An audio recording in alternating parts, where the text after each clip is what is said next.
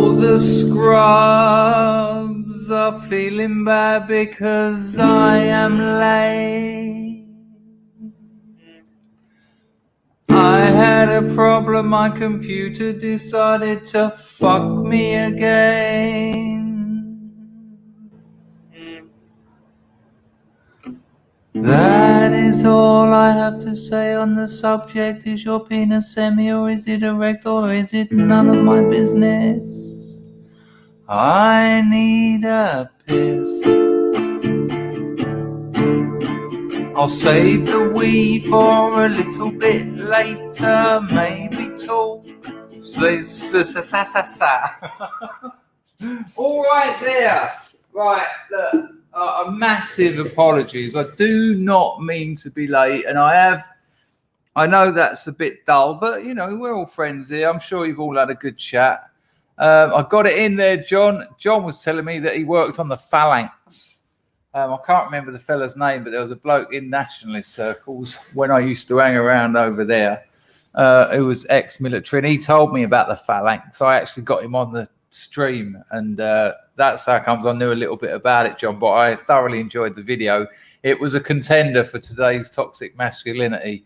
I like the idea of this fucking mad hot wall of metal, but I got something else. But nice one, John. Nice. No, and what you said about being in the military and wouldn't do it now, that is what I've heard off of so many people. They around about the time when Blair decided to destroy the UK, the military was part of that, and you know, probably a very important, significant part of that. I've got to change the colour, people. It's not blue. It's not.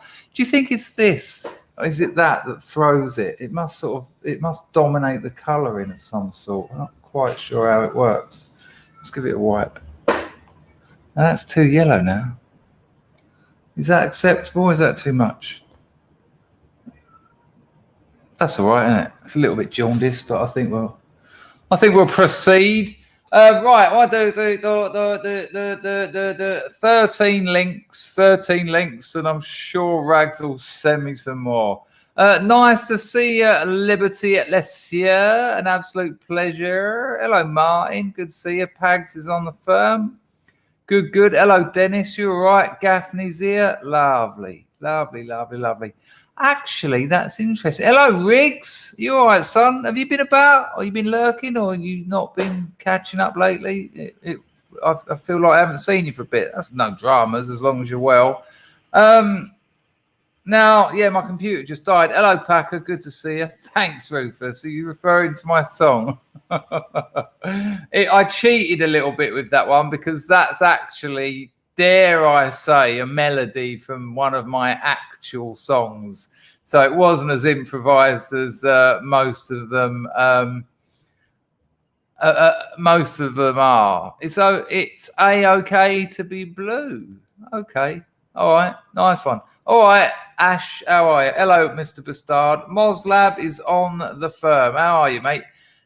I doubt you fired a Phalanx gun, have you, Moslab? You know what one is, though, right? I think you might have been here when we had the ex-Marine on who spoke about the Phalanx gun. I mean, I think Phalanx is a word that has a different meaning. It's not particular. People look different without their glasses, don't they? I always think when I clean my glasses, people are like, oh, weird. I had a mate and he took his glasses off when we were tripping once, and I just went, can you put your glasses on again? You're freaking me out. Meganesia, hoit to that. Sending lots of tough love on this Sunday. I'll take it however it comes, Meganesia. Tough, gentle, or, you know. However, thank you, Meganesia. Alan, did I give you a hello? Did I give you an hello, Mr. LC350? But thank you for that, Meganesia. I'll get that grift sorted out right now. And I'll tell you what, and I'll be honest with you here. I can get a computer from the company, right? That is something I can do. But I can't get the one I want from the company because it's just too expensive. Although I could argue it's a false economy. Like I said, this one, the one I want is basically this one, but the next model, because it's a rugged, extreme computer. I break laptops. I just break them. I've got a stack of broken laptops. And not only does that end up becoming expensive, but I never move all my data over because it's too much hassle. So I lose loads of photos, lose loads of files. And so, however, and this is the honesty, yesterday, JC was so generous. That's kind of, you know, if I say to my business partner, look, this is the model I want, but I can now put X amount of 100 in. Bloody wicked. What life-changing donations from JC.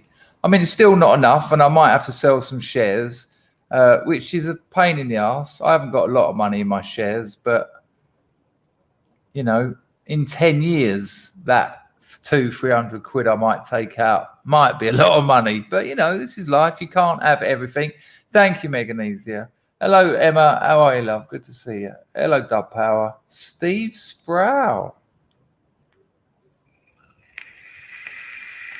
There you go, people. If there's a remembrance parade local to you, or if you have to jump on a bus or something, get some, you know, this is your culture. This is our culture. It was appalling, wasn't it? It was probably the best grift I've had. I had a geezer give me 1,000 once, but that was a bit strange because he never came back. And I think one day he told me that he didn't like me anymore. So it was always a bit tainted. Nice bloke, though. Nice bloke. But I think he said once, he said, my housemate told me to stop giving you donations because you're just taking money off him. I was like, okay. You know, you have to do what you have to do. I think I reveal at 400 viewers. Hello, Lil Bullet. A phalanx is a formation of pikemen as used by Alexander the Great et al. Well, that makes sense, actually, because a phalanx gun, if you don't know, Lumi, it fires like a wall of hot metal, like zillions of bullets. I imagine, John, they're almost like ball bearings. There's no need for them to be pointed, is there? Unless for velocity. But they're used, like, you'll be interested in this, Lumi. We'll have a look, actually. Why don't we just have a look? They're used to attract guided missiles. So if you're on a ship,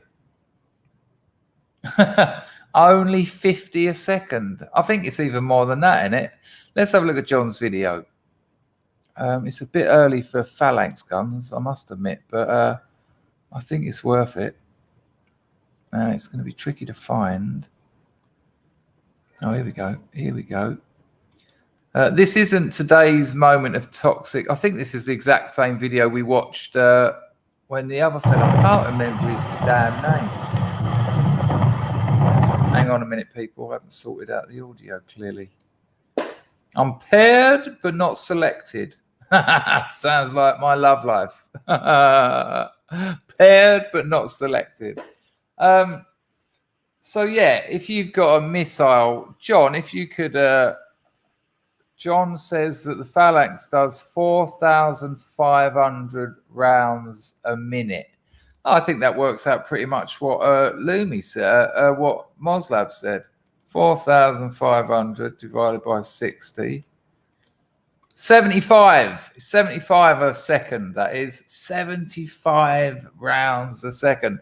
So, John, just fill us in. So you've got a missile. Is it a heat-seeking missile, or is it a shape movement? What is it?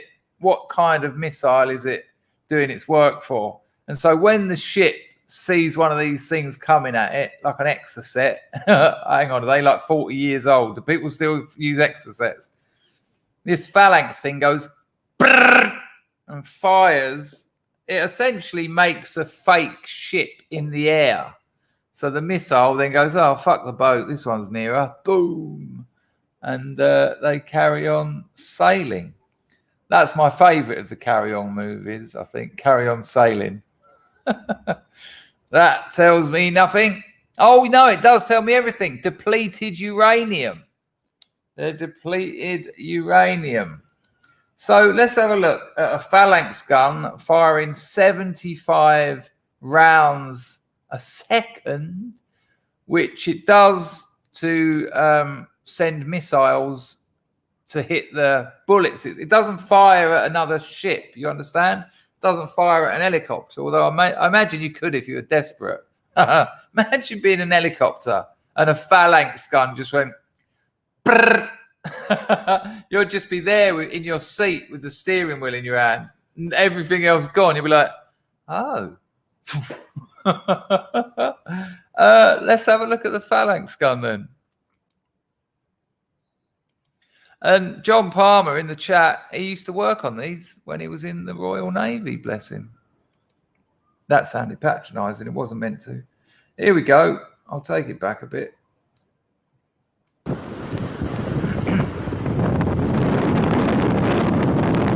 Can you hear that? No, I can't. I can't hear fucking anything. Hang on a minute. Right, let's start again.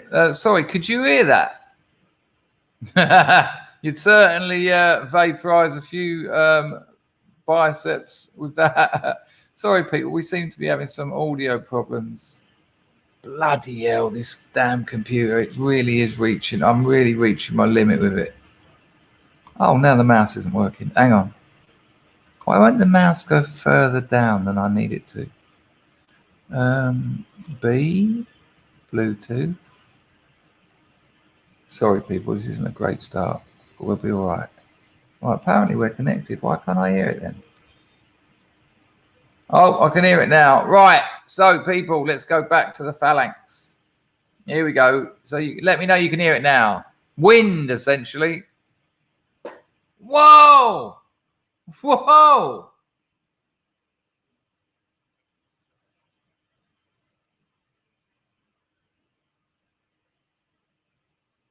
So, that's the actual barrel, is it? And this white bit on top is the radar. They would appear to be firing that at a dinghy of some sort, though. No audio now. Fucking hell. Boom! Let's get it all sorted. We'll be all right now, people. So they seem to be actually firing at something. John, I thought that they just used them to send 6 barrels. I thought they used them, John, just to send missiles, but apparently they're shooting at. You can actually fire them as a weapon. Hello, Attila the Goon.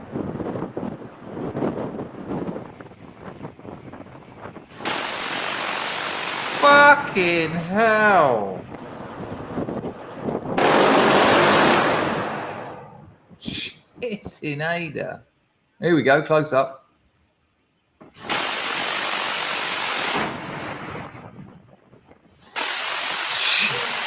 Shit hell. So, John, I'm guessing that barrel gets pretty hot pretty rapidly, and your job was maintenance of that, was it? The sea terrifies me. I am particularly that dinky. It's the Iraqi Navy. Oh, okay. So it is actually something you can just shoot at a target.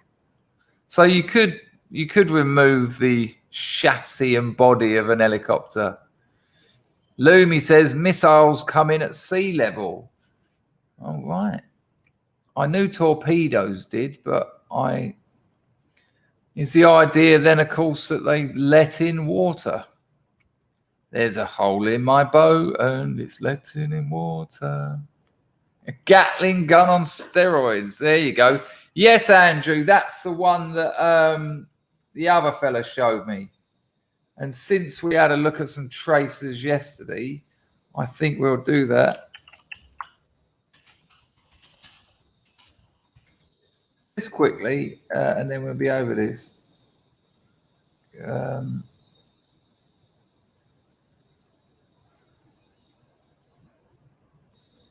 Nah, I'm struggling. It's taking too long to find it. Another time. We've had it anyway. Zarbo's on the firm. He's on the firm. Zarbo's on the firm. He's on the firm.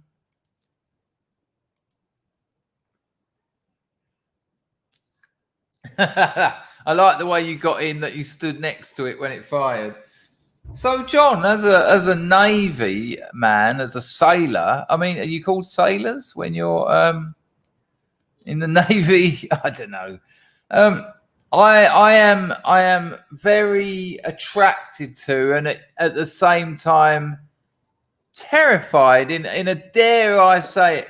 Well, it's a strange choice of words, but it's also very appropriate in the Freudian oceanic sense of. Freud talked about the oceanic as that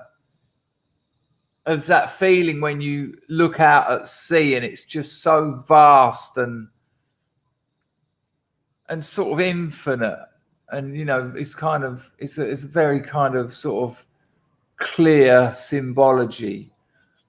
And I watch those videos of the ships at sea with those waves that are like 200 foot, and it terrifies me, but I can't stop watching them. I mean, that ain't for me, man. That really is not for me. Can you still get those spud guns, Andy?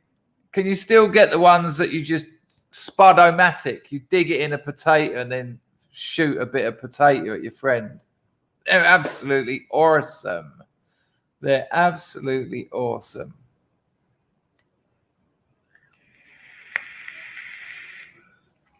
Well, yeah, that's why I actually questioned it. I know that thankfully the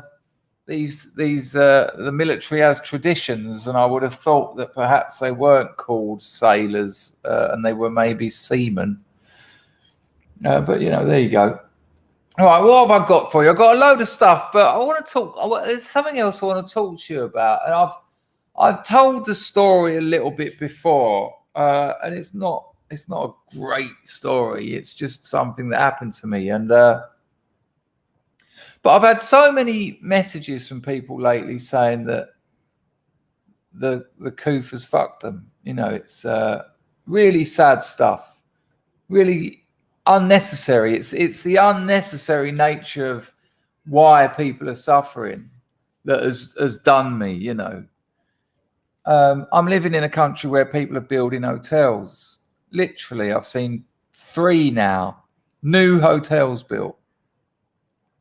And I'm hearing from people in the UK, in the USA, and Australia saying that they've lost their job.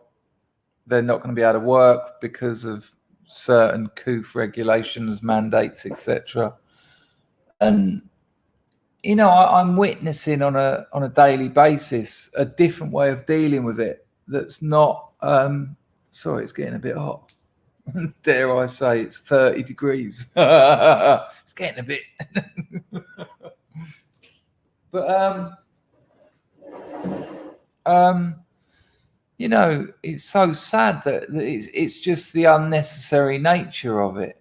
But I do want to talk about change, and I do want to talk about rebuilding your life from 2 of my own situations where I've done that. So, and I know a lot of you know the sort of this story as such, but I just think that it's a relevant time at the moment on a Sunday. Sunday streams are a little bit more laid back, aren't they? Great streaming yesterday. After last night, and yes, I was thrilled to pieces with the grift. That I'm not going to pretend otherwise. That's ridiculous. You should be thrilled when people are being very kind to you. I haven't even sorted the bloody grift out today, have I? Hang on a minute, people. Let me do it. But I bang on about acceptance and gratitude all the time. But one of the key things about both of those things is that they're not passive. You don't learn to accept and then it's done. You don't learn to have gratitude and then it's done. It's something you actually have to do. You have to remind yourself. You have to accept situations and they'll come at you all the time. And accepting doesn't mean agreeing with. Accepting doesn't mean you're happy about it. It just means that,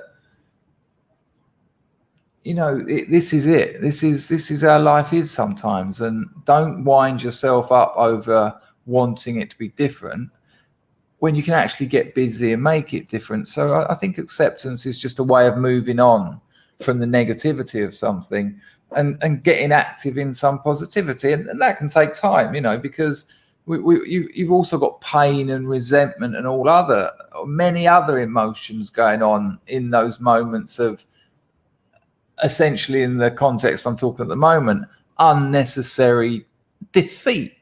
You know, you've been defeated by a system unnecessarily. That takes some accepting. I'm not pretending otherwise. But we'll go into that in a little bit. Let me just get this sorted out. And I know you all know how the grift works by now, but if I don't do this, someone always says, where's the entropy link? How can I donate? So I'll just do it.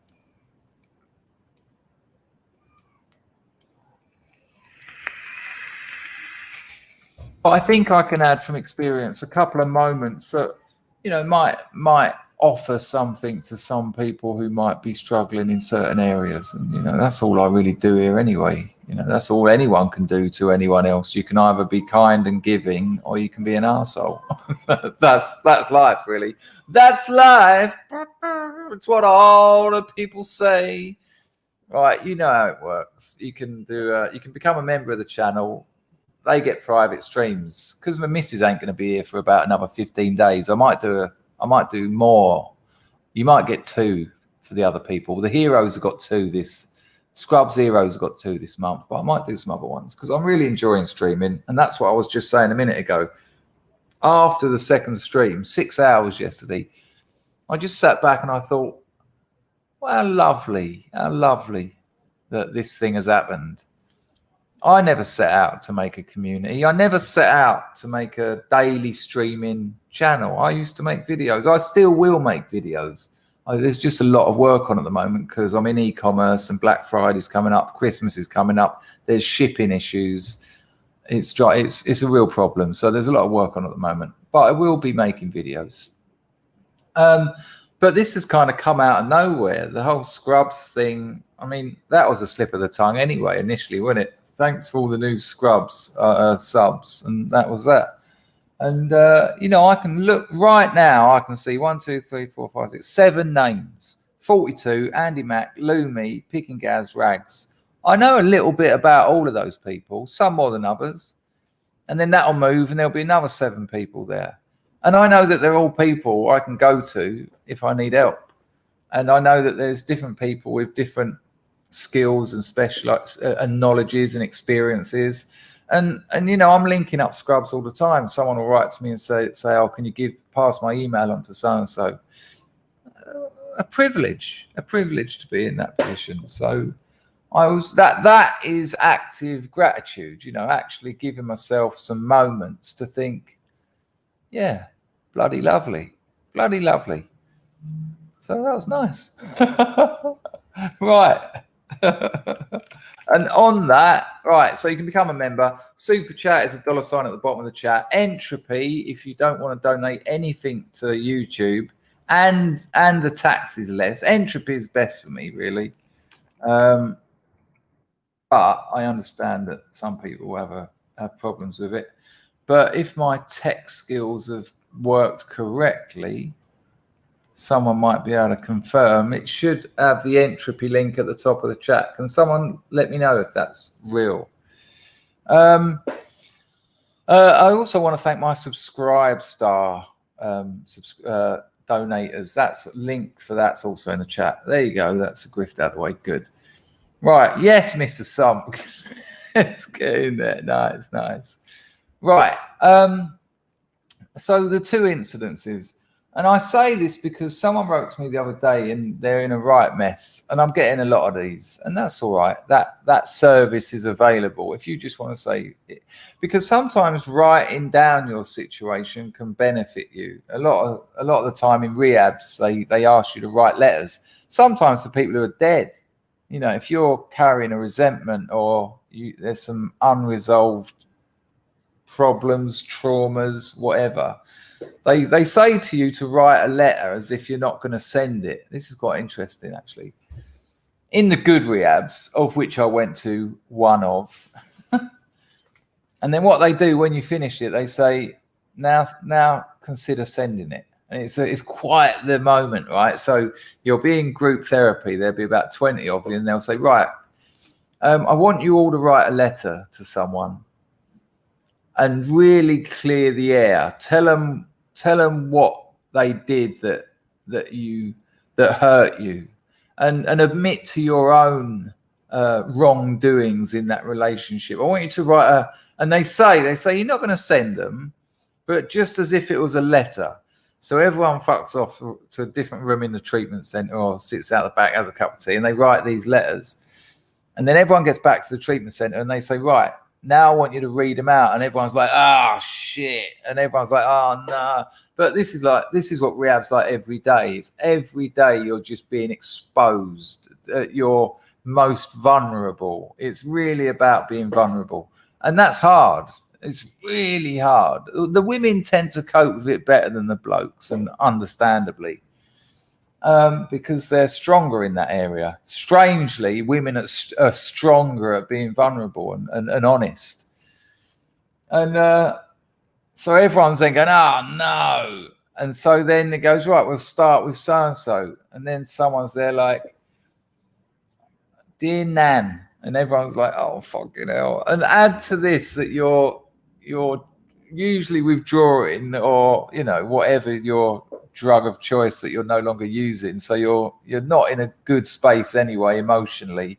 And then you've just got some kid going, dear Nan, I'm sorry about punching you in the face. And you're like, oh, no.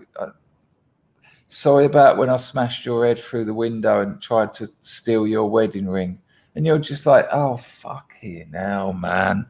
Next one. That is a true story, by the way. That happened. And I was just there going,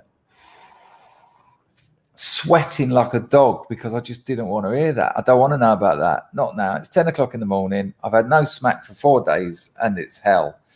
Next bloke. No, it was a girl. She'd done a lot of time in prison, right? And she was writing to this girl. And what was it? She said, I'm sorry for smashing your television and sticking and slashing your face up with the broken glass from the television. I only done it because you had a posh accent and it made me feel like I was worthless. I was like, okay. So this goes round and it's fucking difficult, man. It's really brutal. And then when everyone's read their letters, they go, right, 10-minute break, and everyone's out inside. Grego.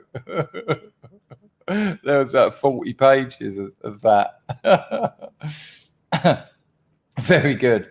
And some of it is just brutal, just absolutely brutal. Sorry for trying to kill you by putting borax in your hit. And you're just like, oh, God.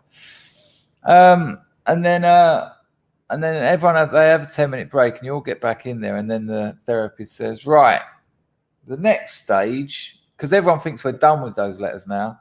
And they go, the next stage is who's got the courage to send their letter? And it's just silence, absolute silence. And then the therapist says, well, you know, we asked you to be honest. So no one's lied.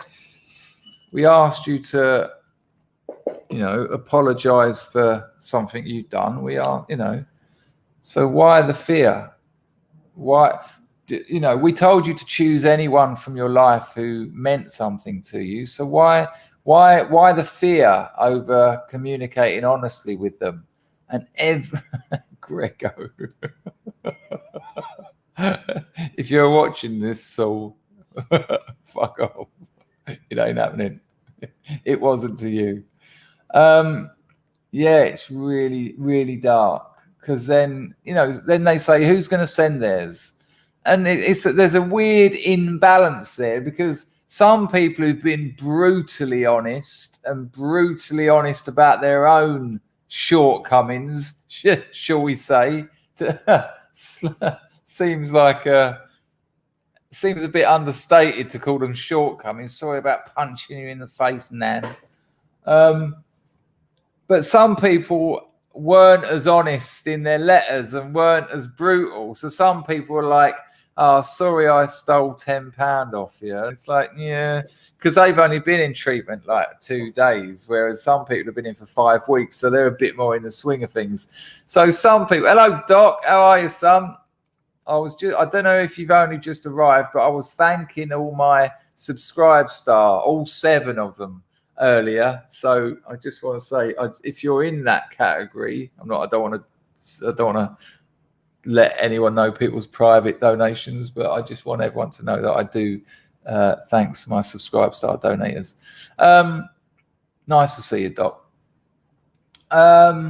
Yeah, and so some people are like, yeah, I'll send mine. And it's like, yeah, but you just said sorry for nicking a tenner. That's terrible. You know, my one was sorry for burning your house down twice. Thank you, Doc. It really means a lot.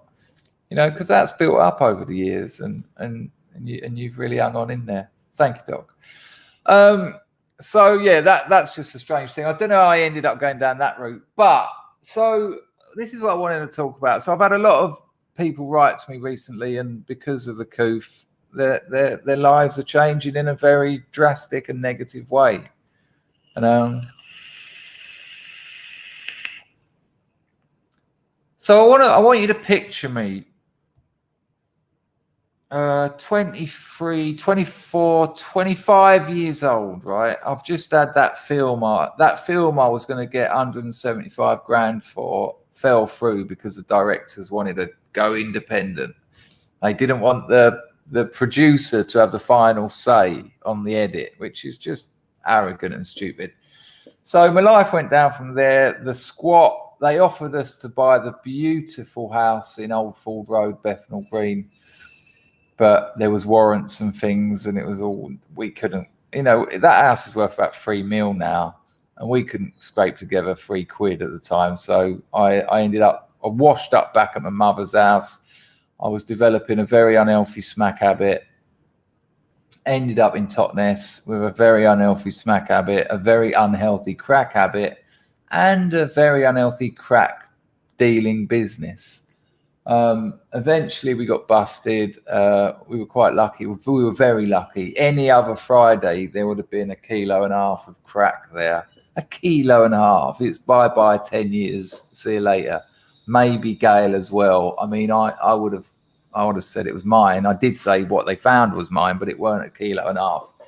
But I used to go up to London and pick up on a Friday, and every Friday, but I had a gig with my band, and I didn't even make it to the gig because I was smoking crack in the train toilets for too long. But they busted me. They'd obviously seen the pattern and they knew when to come, but they fucked up because it was my birthday and I had a gig, and so they got nothing. But any other Friday, I would have spent my late 20s, early 30s in prison without a shadow of a doubt. And so I then got dragged up an alleyway by the police. Plainclothes police pulled up in a unmarked van and dragged me up an alley. Imagine that. Cracked out your head, smacked out your head. Oh, hang on a minute. This don't seem too good. And they just went, come on, shithead. We know what you're doing. Everyone knows what you're doing. The pubs are all empty. Half the town's on crack. Fuck off back to London, or we're going to make your life an absolute misery. Now, cheeky bollocks me went, in fairness, you've already done that. And he went, do you want me to hit you? And I went, no. I said, I'll tell you what, that's a fair deal, actually. I said, I don't know if it will be London, but I'll certainly get out of Totnes. And they went, that's all we care about. Quite nice of them, really. Grego's on fire. Grego, the problem is this joke is gonna this can go on for every stream. Dear Totnes landlords. So we ended up in Paynton, and Paynton's a shithole, man. It's part of the English Riviera. Paynton, Brixham, and Torquay, and their holes. A funny story, actually. The government, local council went round when they decided they were going to rebrand that smack triangulate into the English Riviera. Paynton. I mean, if I had time, I'd show you it on Google Earth. There's a place in Torquay called Heroin Heights, and it's all the rooming houses that are next to the Dole Centre, where all the junkies over the years have moved into. It stinks from the outside. You can smell the stench of decay and laziness, and it's only been inhabited by junkies because it's a 2-second walk to collect your dole, which is welfare for the Americans. You know, maybe for 4 days in the summer, Torquay's all right, but for autumn and winter, it's a dreary, horrible place. It's riddled with junk, absolutely riddled with the stuff. So we ended up in Paynton, and I am getting up every morning. This is before I had a scouse firm move into my house and put guns in my mouth and other nice things and take my dog. You know, all that crack diaries. This is before that. I am standing in Paynton High Street with this old crappy guitar, really like a 30 quid guitar that I'd been carrying around for years. It was held on me by the belt from a bathrobe. It was just filthy. And it had worn down at the neck. It was like bits of strings around my neck, and then it went back to its furry towel, tied onto the guitar. Couldn't sing anyone else's songs. Barely can today, but I'll sing you. I know this to Chrissy and a few others. This is a bit of a Scrubs classic, but the one that I always remember is A Wasp in a Bowl of Blood. Now, this is... Keep them coming. Keep them coming. Meganesia. If Mick Jagger was an Illuminati, then the BBC is a good example of the Illuminati. You've thrown me, Meg, but I'm good if you're good. Nice one for the donation and the Illuminati dialectic you've thrown out there. That's right, Matt. It's yes, it's all about the Sabbath. But if you'd have read the description of this video, as Ms. Cheryl Peters probably has, if she wasn't a kip, there is actually there is a mythological moment today. Carlson, hello, mate. Hello, Eldritch. Good to see you.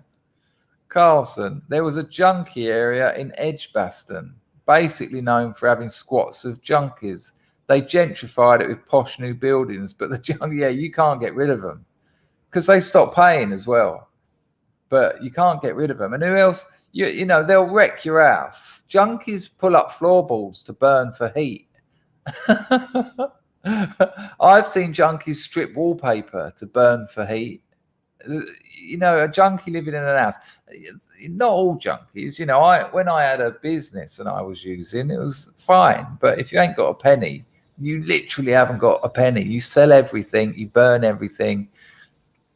Yeah, Heroin Heights in Torquay. You can't get rid of them. And if loads of posh people have moved into the area, that's great for the junkies because there's more people to rob. They're a scourge. They're an absolute scourge. Just give them the drugs. Oi, government, give them the heroin. Watch the area transform. We've done the maths. I've done a video. We've done the maths. It's hundreds of thousands of pounds a week being robbed from your towns. You know, opium is cheaper to grow than tea. Just give it to them. You'll stop so many problems. The court system, the prison system, all the key workers, all the pharmacies, all that just disappears overnight. If people want to use heroin, let them use heroin. They're going to anyway. You know, people lose everything over it. They give up everything to take it. So making it illegal, all that's done is put the money into the hands of organised crime and caused the crime of acquisition. It's nonsense. Thank you, Carlson, for the donation.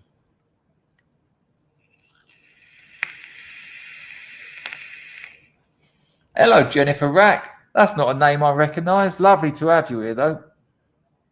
Maybe you've been here a while and just not popped your head up. I don't think it would be very nice to kill them. I mean, alcohol, without doubt, causes more damage and costs more money to the government and local councils than heroin. And would you suggest lacing alcohol with smallpox? That seems a bit unnecessary. These people have already got enough trouble. Ian says they're trying a shooting gallery in Glasgow. Yeah, are they providing the smack though? That's the difference, Ian. I mean, I was offered a script. I was offered the perfect prescription. I got the email saying, okay, we are going to give you pharmaceutical diacetylmorphine. I jumped around my room like a fucking spastic. But it turned out I had to go there 4 times a day, getting a fucking bus from Soho to Dulwich. No, not Dulwich. Where was it? Denmark Hill. I said, oh, come on, that's right, dramas. I get it delivered by the postman at the moment. And she said to me, look, we're doing our best. They will not just give it out. You have to come here and do it 4 times a day. They let you take the last one home. And I just said, that's going to wreck my life. It's going to take me an hour to get there, an hour fucking about, an hour to get back. That's 3 hours times 4. That's 12 hours. That's my day. How am I going to work? How am I going to do anything? And she was like, yeah, I know. But if we can prove that this works, then it can develop. Ian, let me know if they're supplying the Skag or whether it's just a place to shoot. I'd be interested to know. I mean, there's about 450 people in England who are prescribed heroin like I was offered, but they don't tend to give it out to a lot of people. So, where were we? Oh, you never comment. Okay, nice to see you, though, Jennifer. Now, right, yeah, I think it's probably just a safe environment. But anyway, okay, so there I am. I'll give you a couple of bars of a wasp in a bowl of blood. So picture me, yellow, absolutely sick as a dog. I weighed about... what? At the moment, I weigh about 85 kilos. I'm 6'2", but I weighed about 72 kilos. I was emancipated. Is that the word? Emanciated? I wasn't emancipated. I was emancipated. That's it, Pags. Exactly that. The biggest madhouse in southeast London. Yeah. Oh, yes, Grego. I mean, sit back and enjoy. So, yeah, I know emancipated was ridiculous. So this is the sort of thing that the shoppers of Paynton would have to suffer. I don't know if I can remember the chords.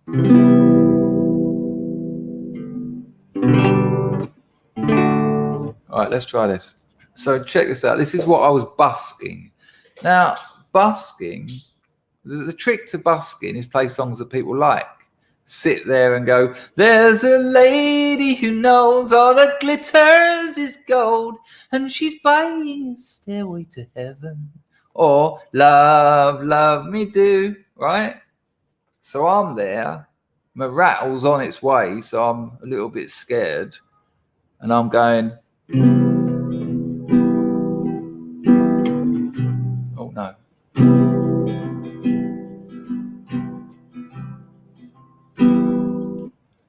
A wasp in a bowl of blood struggles as it struggles. Ah, fucking hell. A wasp in a bowl of blood struggles. Oh, here we go. A wasp in a bowl of blood struggles as its wings get stuck. Everybody says they can't do anything. Oh, not me. I dive straight in. 'cause it's the best wasp, yeah, I've ever seen. And I'm happy, and happy is good. I know that it is, 'cause I read it in a book, yeah. So you can understand that it wasn't the best of grifts. And I would make very little money. Once the people from the grocers came out and said, £5 for you to not do it today. And I was like, what?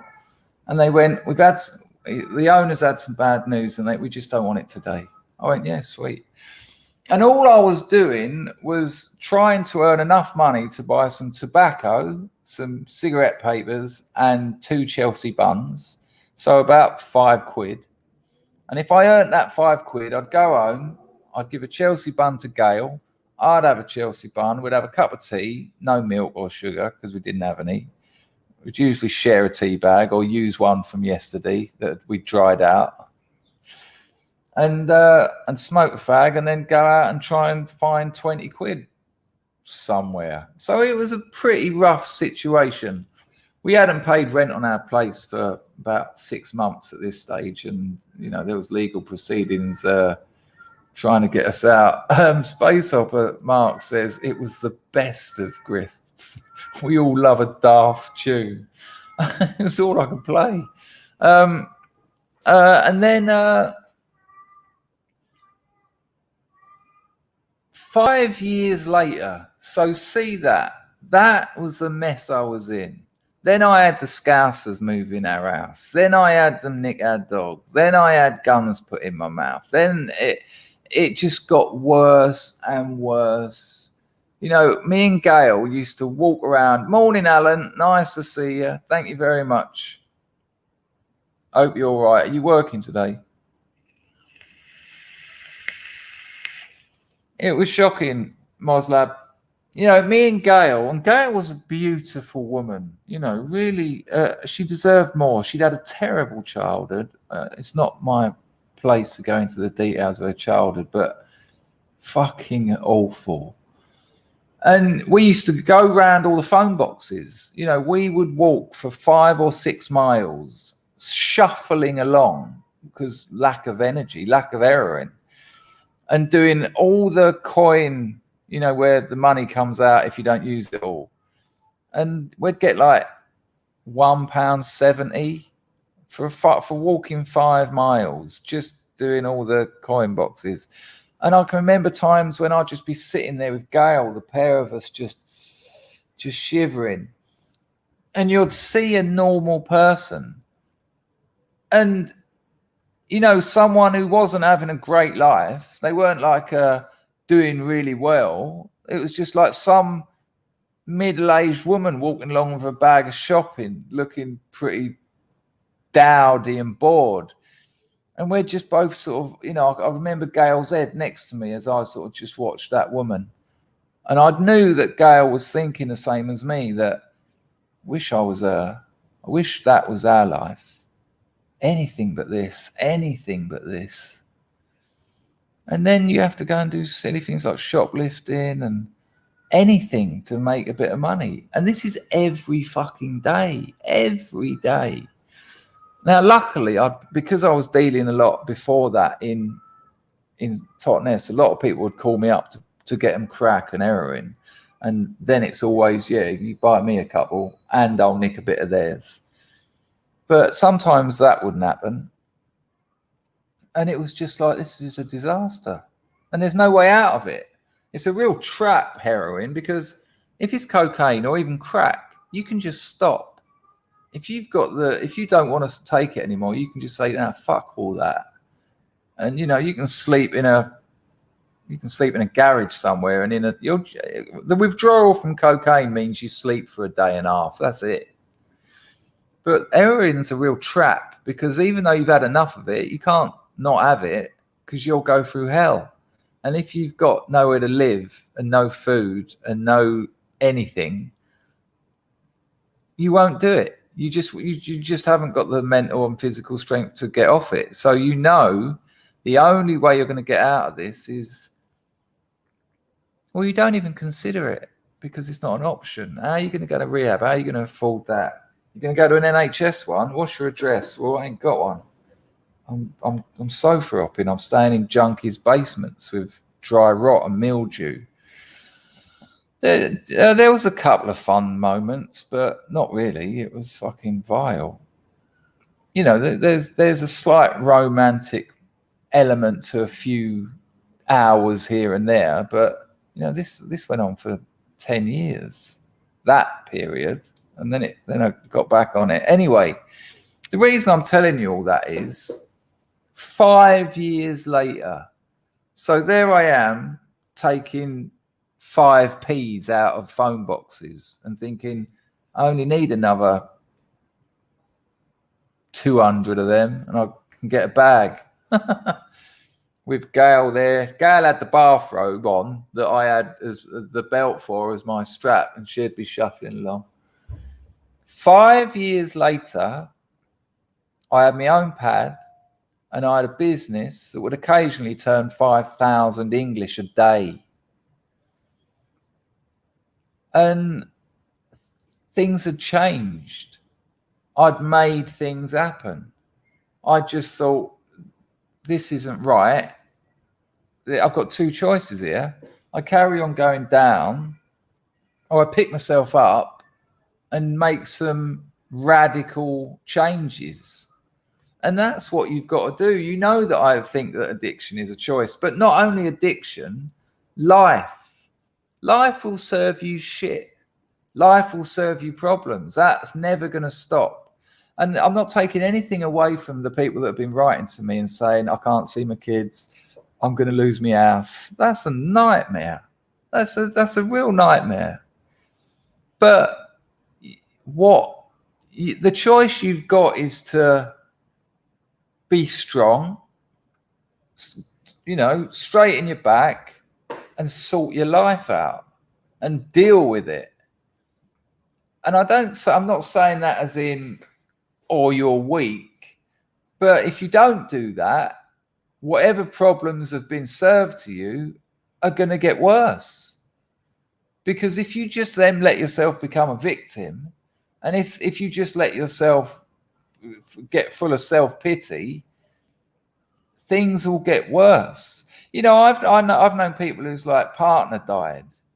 Awful thing to happen. I can't imagine it. I literally can't imagine it because it's never happened to me. I had a girl tell me she had cervical cancer, and that was fucking hard enough for 10 days. But actually dying. And then I see him start drinking. And I thought, well, I'll give him a couple of weeks because that's understandable. He's in a denial phase. But then he just didn't stop drinking. And I said to him, mate, this isn't the way to go. And he was like, what do you fucking know? And I was like, well, I know that it looks like you're now an alcoholic. It looks like your life is now all about drinking. He went, maybe that's what I want it to be. He's dead now. He drunk himself to death. So when life serves you lemons, you know the rest of that one, because you don't have the choices are limited. Make changes or get beaten down. And, you know, after that, I then got clean. I actually got clean. You know, I was injecting 10, 20 times a day. I was smoking half an ounce of crack a day. You know, what's that? 14 grams. 1 gram is going to cost you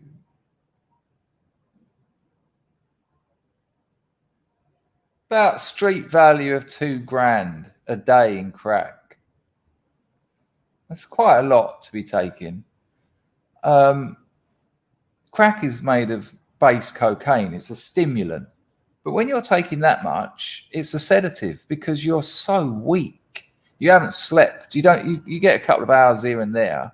But I'd smoke a 10-pound stone and it would just nearly kill me. It wouldn't go like crack's meant to. I was so fucked. It would just make me go, dum.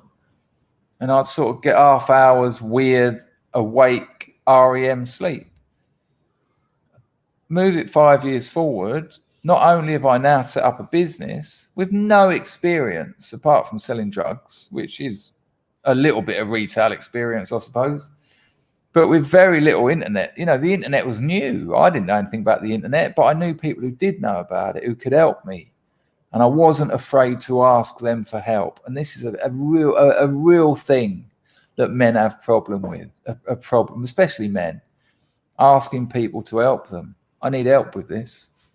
I'm in trouble. Can you help me? Or simply, can you do this for me? I can't give you anything, but as a mate, I was wondering if you might be able to help me out. And you'll be surprised how many people will. In that book I recommend all the time, Felix Dennis, How to Get Rich, the first chapter, he talks about what he calls fishes. And he says, when you're starting a project, when you're getting busy with a business or anything, he says, you'll be surprised how many people will help you for nothing. They'll give you money. They'll give you their time. They'll give you their expertise and their skills because they're motivated by your enthusiasm. They want to be part of it. And I definitely saw that. One of my mates who I've known since I was 11 years old, without him, I had no business. He gave me a computer. I didn't even have a fucking computer before I started my online business. I didn't even know what the internet was. He got me online, dial-up. Then he taught me how to use Dreamweaver, which was like a website builder. Fucking nightmare that was. You want to put a new product in your shop, took about 6 hours. One product. What? Add to that my incompetence. But this geezer would come around my house and stay there till 3 o'clock in the morning. I'd ring him up at 4 o'clock in the morning and go, listen, mate, sorry to wake you up and all that. But he was a mate. He was happy to help me because he saw where I'd been. He saw that I'd made the effort to crawl out of it. And to this day, the fellow helps me. He's a fantastic friend. I'm talking about Mark. You know, he turns up in the chat. He's the other half of Windy Willow. And, you know, look how much things changed. A couple of years after that, I got clean. I had money to go to an half-decent rehab. Then I managed to end up in my dream Soho flat. Ever since I was bunking off school, age 10, and going up to Covent Garden, Soho, I wanted to live there. That was always a dream of mine. You know, everyone who knew me knew that. And that day when I was in that pad, the first one was on Rupert Street, just down from Crack Alley. Out of my window, you could see all the way up Old Compton Street to Charing Cross Road. And I was in that flat, and he said, as long as you can give us your bank statements. They needed to know that I was earning something like 80 grand a year. And it was amazing because I thought, yeah, I've got that in my bank. This 6 or 7 years previous, I was looking for 5p in a phone box. I was picking up pennies off the floor. I was doing things with the likes of Dirty Lynn for a couple of quid. And now I was moving into, I didn't buy the place. It was millions, you know, some of the most expensive real estate in the world. But I'd got my Soho flat. Dear Skag. Fuck that. That should be the other way around. Skag should be writing to me. Nice one, Ian. I just want to... there's a reason for all this, why I'm telling you all this. As you know, there's already been an element of change and the fact that you can change and that you can dust yourself down and you can build yourself up. But there's more coming, don't worry. I just want to show you this. Like I said, I will be streaming on OBS soon, so I won't have to keep doing this. But nice one, Pax Max. He dropped a 5-bit into Entropy and said, kicking open the door of Griftiaceus. I like Griftiaceus. Nice one, Pax Max. Appreciato. dear Skag, dear dealers. And so now I'm in my dream Soho flat. Now I'm getting suits made. And another dream of mine, you know, my old man said to me, you'll know when you're a man when you get your first suit made. And I went and got a suit made. I went and got measured up and I chose a cloth. That suit's at my mum's house. It's too hot for Cambodia. It's a real shame. I'll probably never wear it again. But it's there for when I visit England if I don't put too much weight on as I get older. But so from standing in the middle of painting, looking like a skeleton, what's been a bowl of blood? I've now got a business and staff, and that first suit cost me £3,000, and I was banging loads of birds and having a wonderful life, right?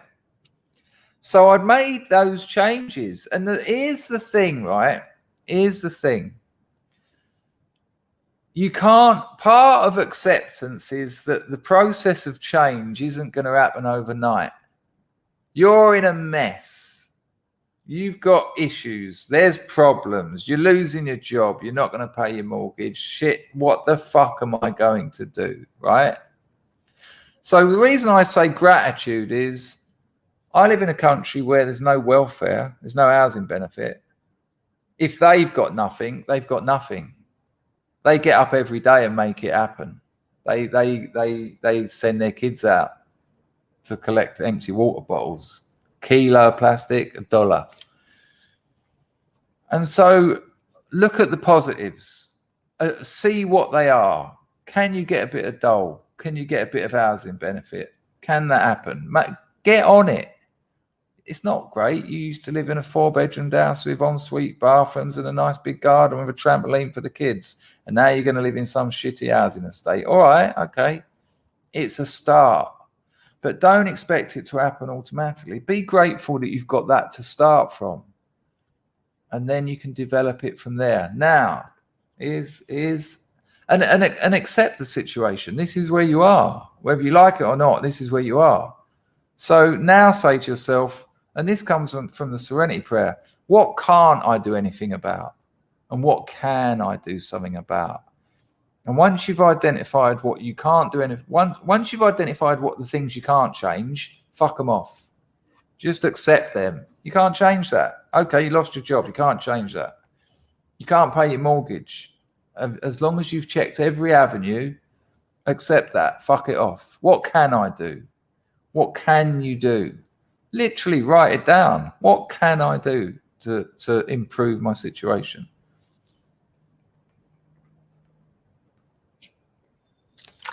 So I'm living it up. Old little Lord Fauntleroy. Poncing around Soho in my bespoke suits and my 300 quid umbrella. Having nice gin and tonics in the French house. Going to all the members clubs. All this lark. Relapsed. Took my eye off the business because I had staff running it. I thought, it's kind of automated now. Kind of runs itself. You know, lovely. There you go, Otto. Perfect.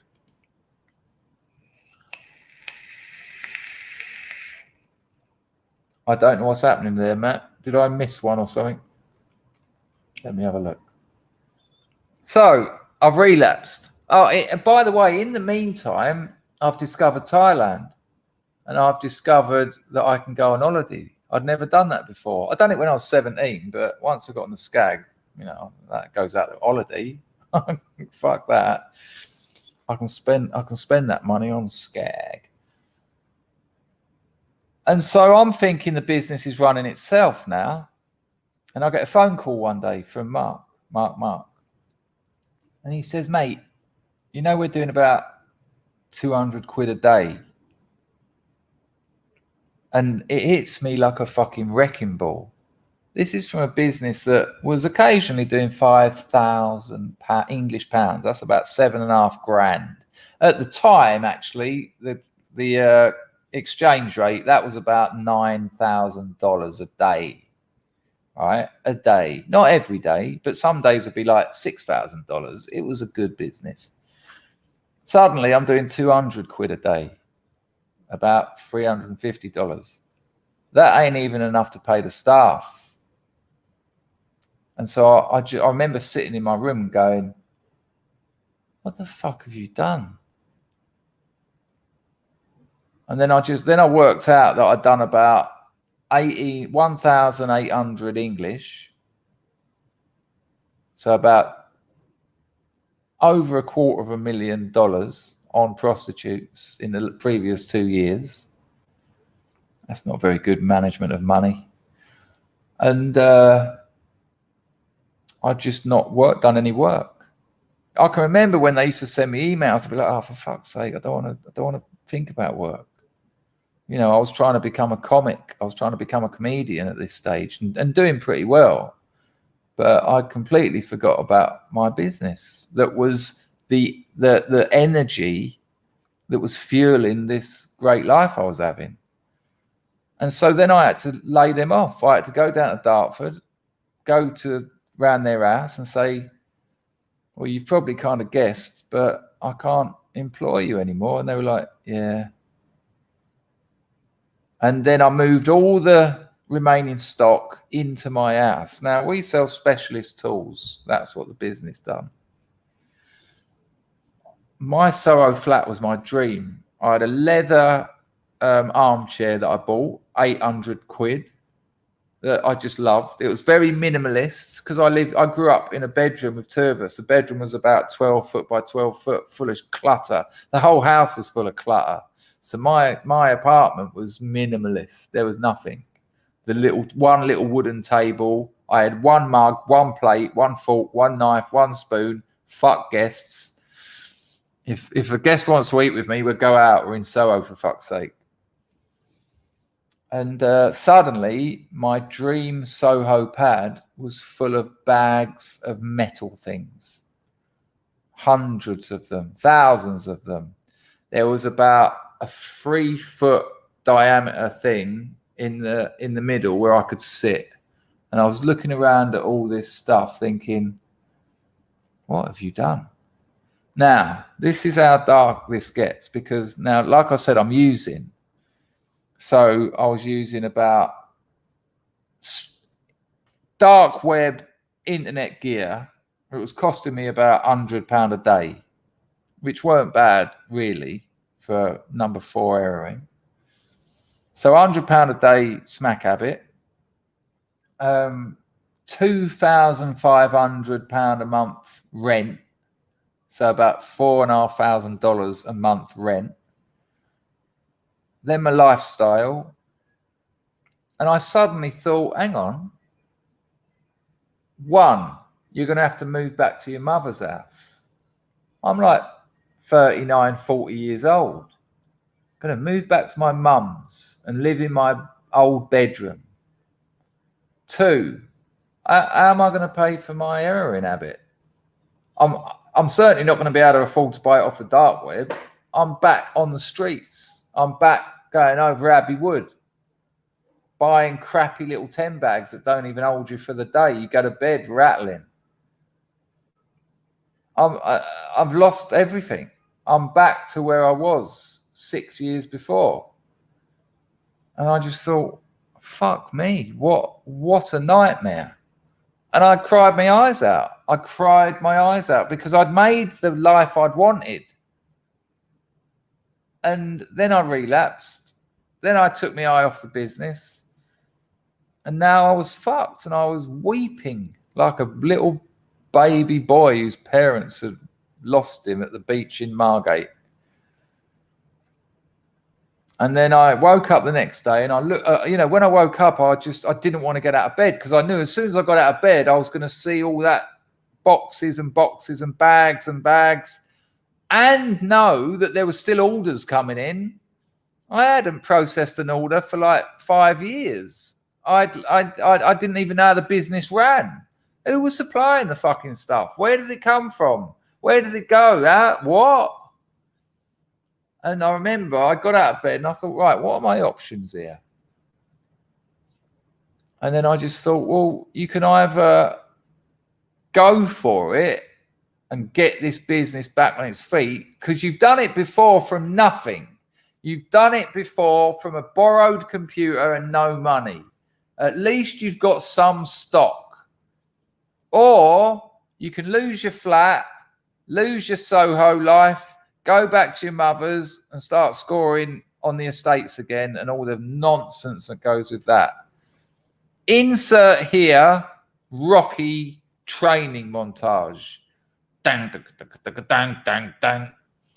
I opened all those boxes. I went to the stationers and bought some books, right? I've never been one for spreadsheets. To this day, I'm not one for spreadsheets. If I need one, I get someone else to do it.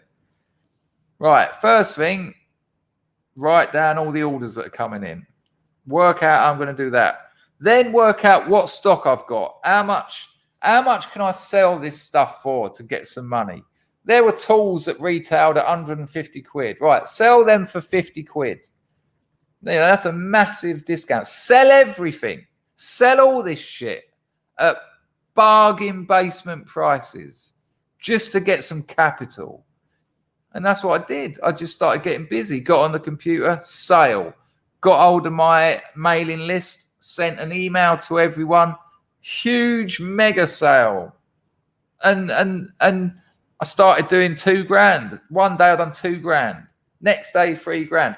Now I'm losing money because I'm selling products for less than what I paid for them.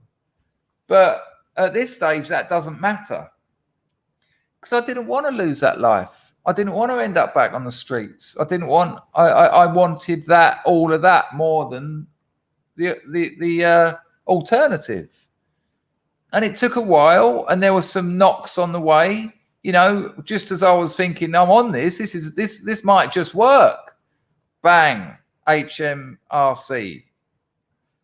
For Americans, that is Her Majesty's. Is it? Oh, what is it? Revenue and Customs. That I do. I think it's Her Majesty's Revenue and Customs. Tax. You owe $20,000. Shit. Shit. That's fucked everything. Start crying again. Why did I bother? Fucking am I meant to? All right, wake up, grow up, gratitude. Look what you've done. Look what you've got. You're still in your pad. Business is turning over. You've got new customers coming in. You've got a bigger mailing list now. You've got some marketing skills. Earn that $20,000. Do it. Give yourself 4 weeks. Bosh. Yeah. Done it. Paid those taxes. About a year later, about a year after all that shit was moved into my house, I moved a lot. I moved about 50 boxes of new tools back down to the staff I fired and said, "Do you want your jobs back?" And they were like, "Yeah." And I went, "Sweet," and got it going again. Again, from next to nothing, pulled it out of nowhere and done it. But it didn't happen overnight. You've got to put that out of the way. You've got to, you know, we want things to be sorted. But if you can give yourself a glimmer of hope every day, if every day you're on a journey, even if it's only going at a slight angle, you you want it to go like that. Yay, we're up. We're, whoosh, kaboom. But is today a little bit better than yesterday? Yes, it is.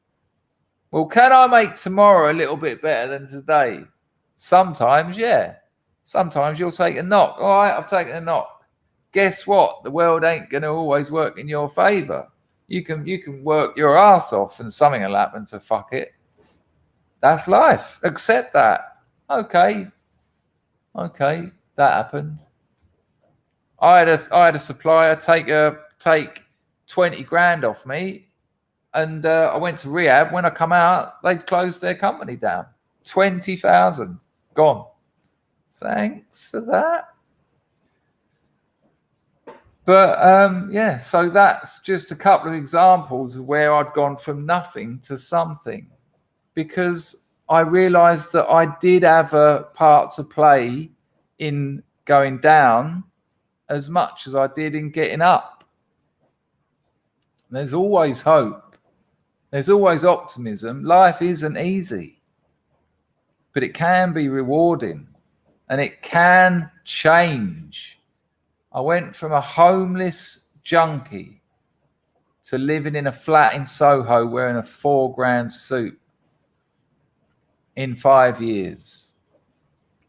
Change can happen, but you're the agent of that change. Don't expect it to come and sit on your lap.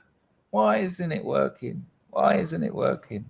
And ask people to help you. You know, you don't have to be a hero. You don't have to be a martyr. Ask people, ask friends, ask family, not for money necessarily. It's a tricky one, money. But can you do this for me? Do you reckon you can do this? Oh, you're quite good at all that. Can you help me with this? And you'll be surprised. Carlson, nice one, mate. Thanks for that. He says it's important, even for anxious people, to try and build charisma. Even if you're in a terrible situation, if you've made good friends, they'll help. Yeah, for sure. For sure. I'm not sure if charisma is the word I'd use, but I think if you're honest and you're a sincere person, you'll attract people. Because why wouldn't you? People like sincerity and honesty. And also do things for other people in life. Be there for other people. You know, I woke up yesterday after a dream that I woke up in bits because I remembered a bloke who changed my life in rehab, the boss of the rehab. And I wrote to him and said, you know, God bless you, man. I said, you know I relapsed, but I left your treatment center a more caring, a more kind, a less controlling, and a less selfish person. And I'll offer people help now. Every day on here, I give my email out. You know, write to me if you want. I can't necessarily help you, but I'll certainly read it. I'll certainly listen, and I'll give you the benefit of some of my experience, and it might help. And I love doing that because people have helped me, and I know what it meant to me. It's been life-changing for me, other people's time. Nice one, Carlson. It's a good point.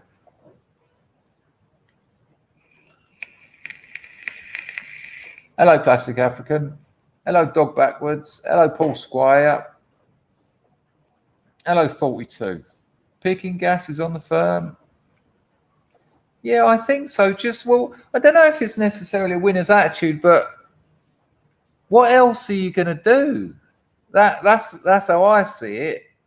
You know, if you're on your ass, if life has served you a bad hand, you can sit and moan about it and get suicidal and give up. You can give up. And I have given up. You know, when you're singing a wasp in a bowl of blood in painting, you ain't doing very well. But this is your only life. And as Chris Thrall, he's mad as a box of frogs, without a doubt, but I love the fella. And he says, if you do it right, one life is enough. It's a great line. But you've got to take responsibility for your own situation, even when outside forces have fucked you. That's the hard bit to get your head round. Now, I can say, no one made me become a drug addict, apart from me. I know people who've had far worse childhoods than I had. My childhood was rather lovely. There was some emotional absence from my mother, but a standard working class situation. I know people who are terribly abused and neglected. They didn't end up junkies. You know, I chose to do that. But, you know, sometimes life can fuck you. Sometimes, look, we know what's happening with the coof. It's fucking people, okay? And I am sorry. I'm really sorry. My business is struggling. My business might not survive this. You know, we've got suppliers disappearing left, right, and centre. We've got stock not arriving. But what choice have you got? Just let them fuck you. Let them, you know, stick your ass in the air and go, no, help yourself. I'll be dead soon. Or do you say, nah, okay, I'm going to look at other options. I'm gonna make the best of the situation, because that's all you can do. And maybe that is a winner's attitude, Mark. Maybe that's what you meant. Nice one, Juicy Squirrel. Have you changed your name? Were you Adele?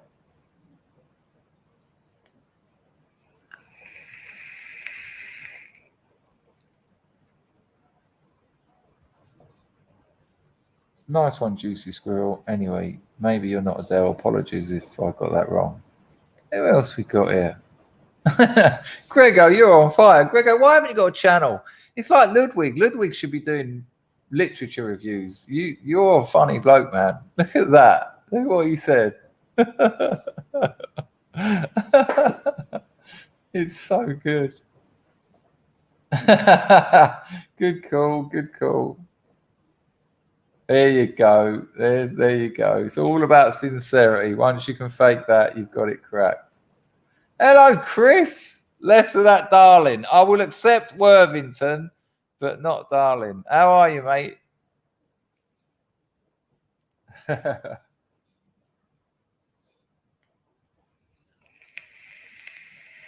How interesting. A rehab centre with a political... So a scrub, listen to this, John. A scrub went to rehab, was making tea. That's not even in a therapeutic situation. They were in the kitchen making tea. Someone mentioned feminism. He said, and I'm not even paraphrasing, I'm just vaguely remembering. He said something as simple as, don't buy all that feminism. I think it's done a lot of damage to society. 2 hours later, he was being interviewed in rehab while withdrawing by Prevent. Prevent. People who don't know, Prevent is an organisation set up to help de-radicalise people. I would have sued the fuck out of that rehab centre, unless it was a charity. I'd have had a look at their books, though, even if they were a charity. How dare you? Surely they've got a duty of care. If you're rattling your bollocks off, you do not want to have an NGO coming in telling you you're a Nazi. Fuck that. This fella done it. This fella was an alcoholic. Not anymore. Doesn't drink. And I'm not outing him. He told that on this very stream. Turned his life around. That's a lovely thing to say, picking gas. I thought that people were getting a bit bored of it all. That's actually a good line, Matt. Seethe and move on. Yeah. It's not nice when life shits on you. And especially when it's not your fault. You know, there's a bloke who used to watch his stream. I talk to him from time to time. Nice bloke. I met him out in Cambodia. We had a few nights out. And he'd spent his life building up a business, a travel company. Done really well out of it. It's fucked now. It don't exist. How can it? You know, imagine that.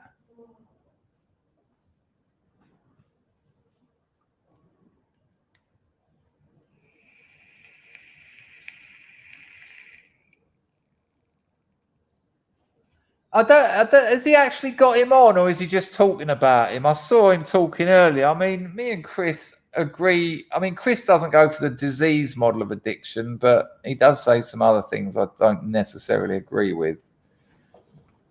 Yes. Okay. So you want to keep the name under the hat. All right. Nice one. But identity crisis. Yeah, he's on fire. But a lot of you have been on fire. Hi, that's me. Hello, historical doppelganger. Well, there you go.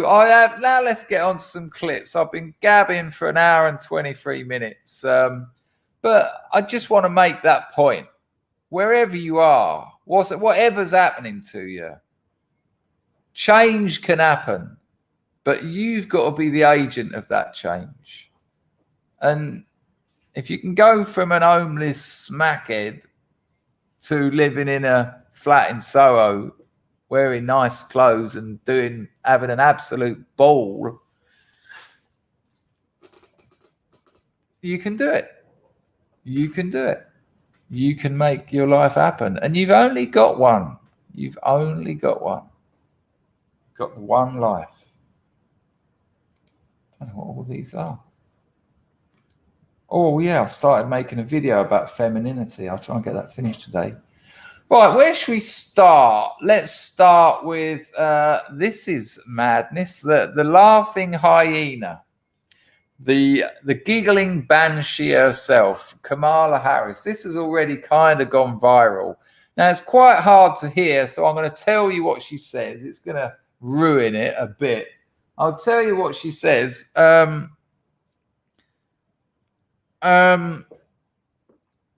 She's at some kind of speech by NASA who are talking about monitoring the growth of trees and forests from satellite technology, right? Kamala Harris asks the NASA expert, can you track tree growth by race? There you go. Hello, King Corona.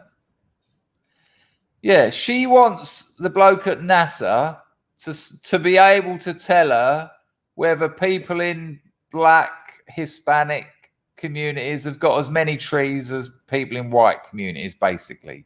That's basically where she's going. I mean, we know this is what the utopianists do. You know, neo-Marxist ideas, they've taken the Marxist ruling class, working class, oppressor, oppressed dialectic and turned it into whites and everyone else, even though whites are a global minority. I mean, shush. So, like I say, it's a bit quiet, but she asks him if he can track trees by race. You know, we see race put into every argument. We know that milk is racist. We know that English traditions. We know that Morris dancing is racist. Christmas is racist. As Anita Sarkeesian told us, everything is racist. And Time magazine said she was one of the most influential people in the world. The woman that said everything is racist. That her exact words. Everything is racist. So Kamala Harris, the vice president of the USA, first question to the NASA scientist, can you track trees by race? Because if he can't, she can't get anything out of this talk. What am I listening to this tree shit for? Oh, hang on a minute. Maybe I can make the blacks angry.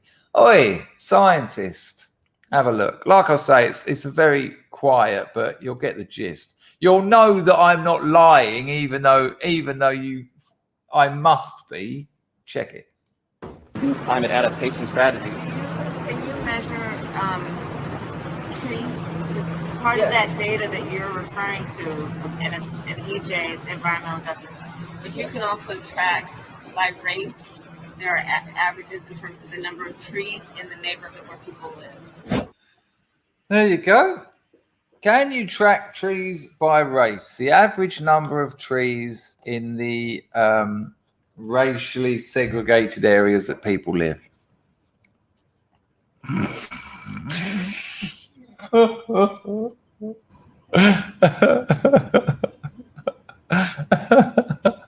I mean, the transparency is amazing. She might as well have just said, listen, can you give me anything to cause more problems in America or I'm going to fuck off? That's essentially where she went. Thank you, Packer. Packer says, the estate I grew up on was full of trees and now it's fully diverse. They've had all the trees removed. Well, in England, the English countryside is racist. I saw it on Country File. Because a lot of immigrants don't go into the country. They don't like walking the Peak District. They don't like going camping in the Lake District. So that makes the countryside racist. I don't know if it works like that. I don't know if they don't like doing that. I mean, they're not different to us. They're the same as us. We get told it all the time. But diversity is a strength, so they're different. I don't know. It seems awfully confusing, doesn't it? Nice one, Packer. What a peculiar. You know I'm just saying it again. She just thought, is there anything I can get out of this that I can cause problems with where I'm going? That was that question. All right, Rags, on it. Fucking hell, 17. Is it the latest one? Girlfriend's calling me, people. It's that time of day. Excuse me. Hello, darling. I'm making a video. Oh, it's exciting, huh? You look beautiful today. Okay, you are beautiful every day. That's one way of looking at it. All right, love. Kenyom Soline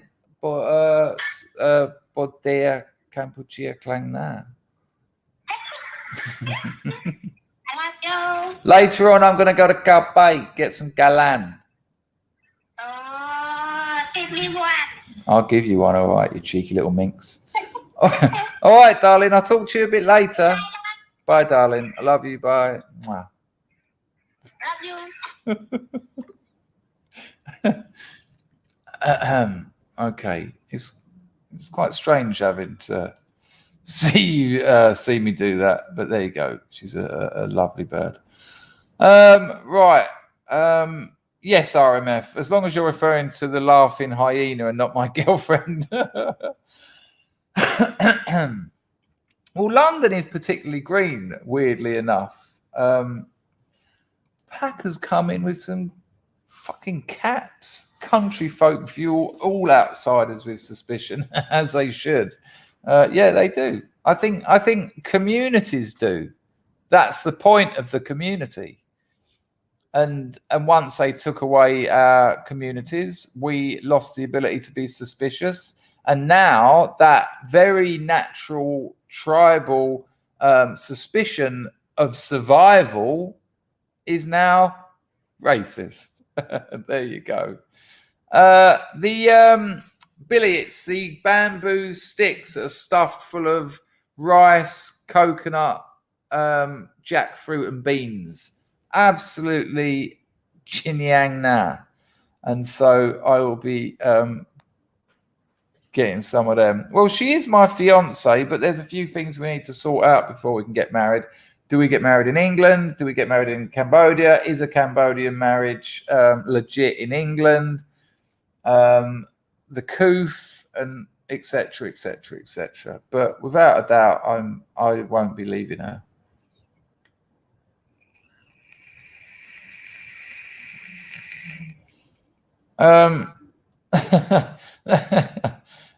What a surprise, John. I mean, I'm just not surprised. John says that BBC is showing Remembrance Sunday talking about Afghan refugees. Well, there you go. I'm not in the least bit surprised.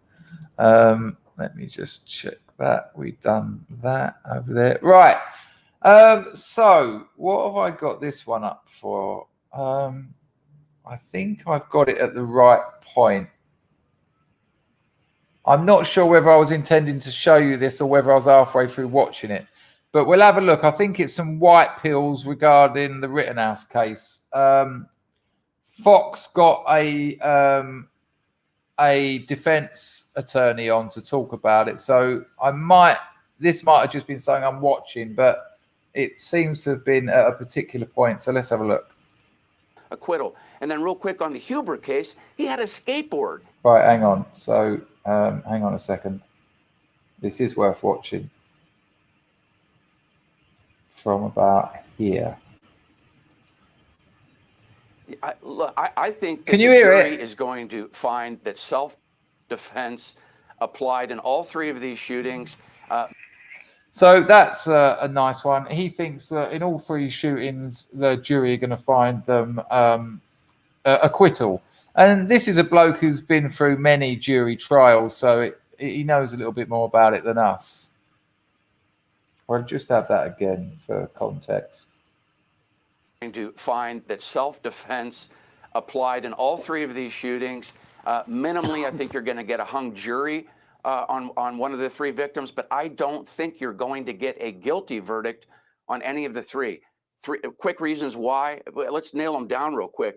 I mean, with Gage Grosskreutz, I mean, seriously, that charge should have not even been brought, Neil. It's laughable. I mean, he was pointing a gun at Rittenhouse. Rittenhouse, in his mind, fears for his life, and he shoots. I mean, what's he going to do at that point? Play patty cake with Grosskreutz when he's pointing a gun at him? So he's talking about the geezer that had his bicep blown out. And as I said on my Telegram this morning, link in the description, 100% of the people who didn't attack Kyle Rittenhouse are either alive or have both biceps. He's going to get acquitted on that one. Rosenbaum, real quick, he allegedly threw... Convicted paedophile. Wait till I play you what Tucker Carlson says about Rosenbaum. It's mind-blowing. Threw a heavy bag that might have had a chain at Rittenhouse. There's evidence that this guy Zeminski's telling him, get him and kill him. Then you've got Drew Hernandez, independent witness, no bones to pick, says that Rosenbaum's lunging toward Rittenhouse when he shoots. I mean, that a jury could conceivably say, yes, self-defense, acquittal. And then real quick on the Huber case, he had a skateboard hit Rittenhouse in the head. That's on videotape.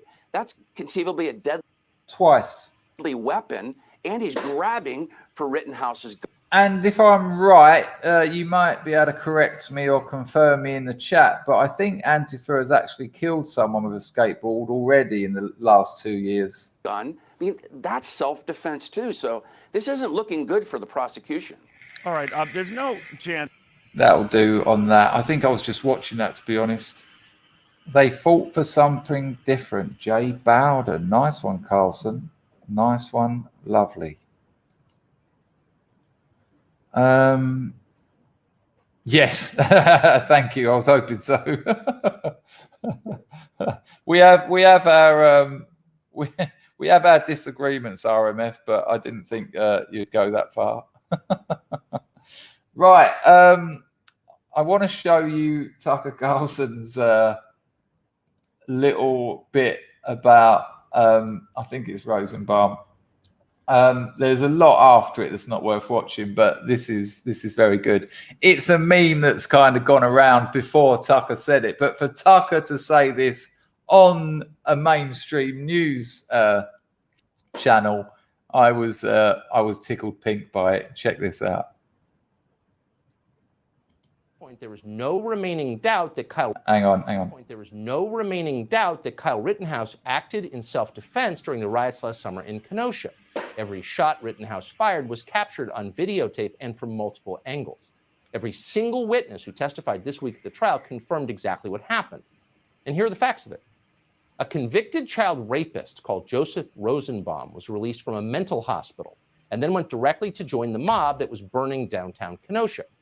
Once he got to the riot, Rosenbaum saw Kyle Rittenhouse and immediately threatened to kill him. Rosenbaum then chased Rittenhouse and tried to pull the gun from his hands. When he did that, Kyle Rittenhouse shot him. So Joseph Rosenbaum died as he had lived, trying to touch an unwilling minor.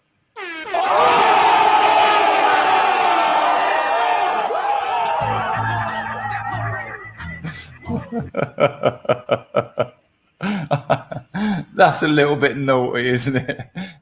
He died as he lived, trying to touch an unwilling minor.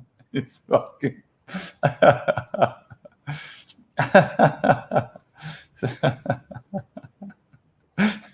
I mean, you expect it on 4chan. Not that I spend any time on poll at all, hours a day.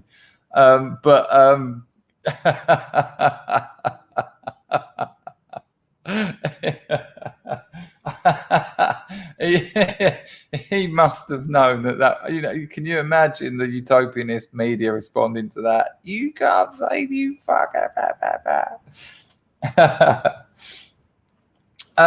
Okay, where are we going now? I'll tell you where we're going now. It's today's hang on 1 second. Right, hang on, it's not that.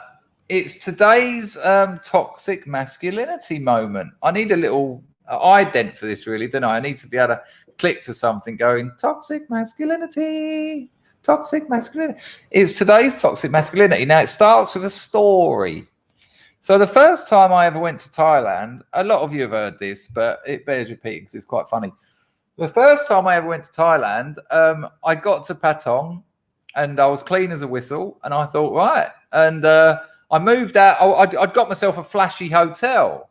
But the first thing I noticed about my flashy hotel on the beach was there was no community. People sneaked into reception, got their key and went to their room. And I was like, where's the bar? Where's the hotel bar? Oh, there isn't one. Well, how do I sit? What? Checked out of my hotel, I only went to Thailand for 8 days. Really weird. That's including travel. So I had 6 days there, including jet lag. So I had about 3 days there. But I immediately moved out of that hotel. They said, you don't get your money back. I said, I don't care. I want an holiday. Found Seals Mansions. Oh, bless you. You'll read all about Seals Mansions in my novel. Okay, my novel, yeah. And it was just bliss. As soon as I got there, started talking to the staff. Always go to a guest house if you're traveling alone. And I love traveling alone. When I first got together with my missus, I said, one thing you need to know. I will be going on holiday on my own. We will be going together, but I must be able to travel on my own. If you can't put up with that, we ain't going to last. So if you're ever traveling alone, fuck an expensive hotel, get a little 10 quid a night guest house.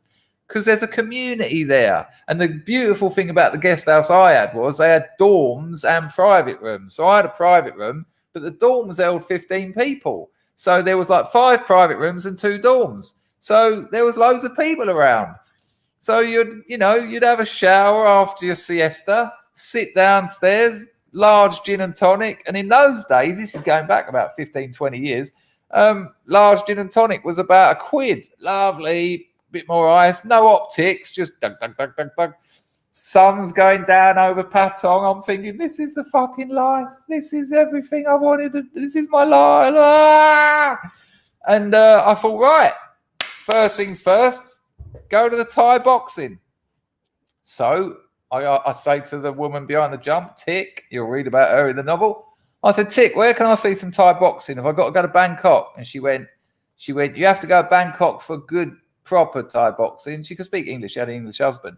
She said, but in Patong, it's sort of crap. And I was like, that'll do me fine. That's why I came to Patong. When I walked there, got down, sat down.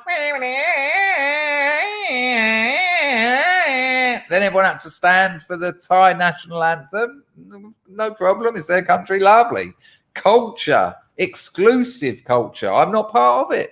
That's what culture's for. It excludes people who aren't part of it. Good. I want that when I go on holiday. I don't want to go on holiday and be part of their culture because that's called home. Right, then we sit down. Then geezers walking around the crowds with money in their hands. Red or blue, red or blue, red or blue. I'm like, oh, hang on, gambling. Hang on a minute. I've got a bit of money in my pocket. Pretty much all my holiday money, like in Thai baht. Red or blue, red or blue. And I'm like, I went blue, blue. And he went, okay, how much? And I was like, I didn't even know what the money meant. So I give him a little bit.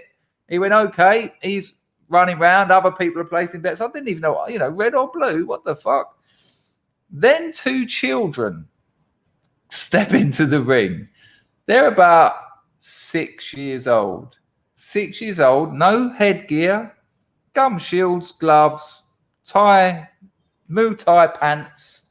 And I've realised I've just bet on children fighting. And I thought, what a country. I fell in love with Thailand right then.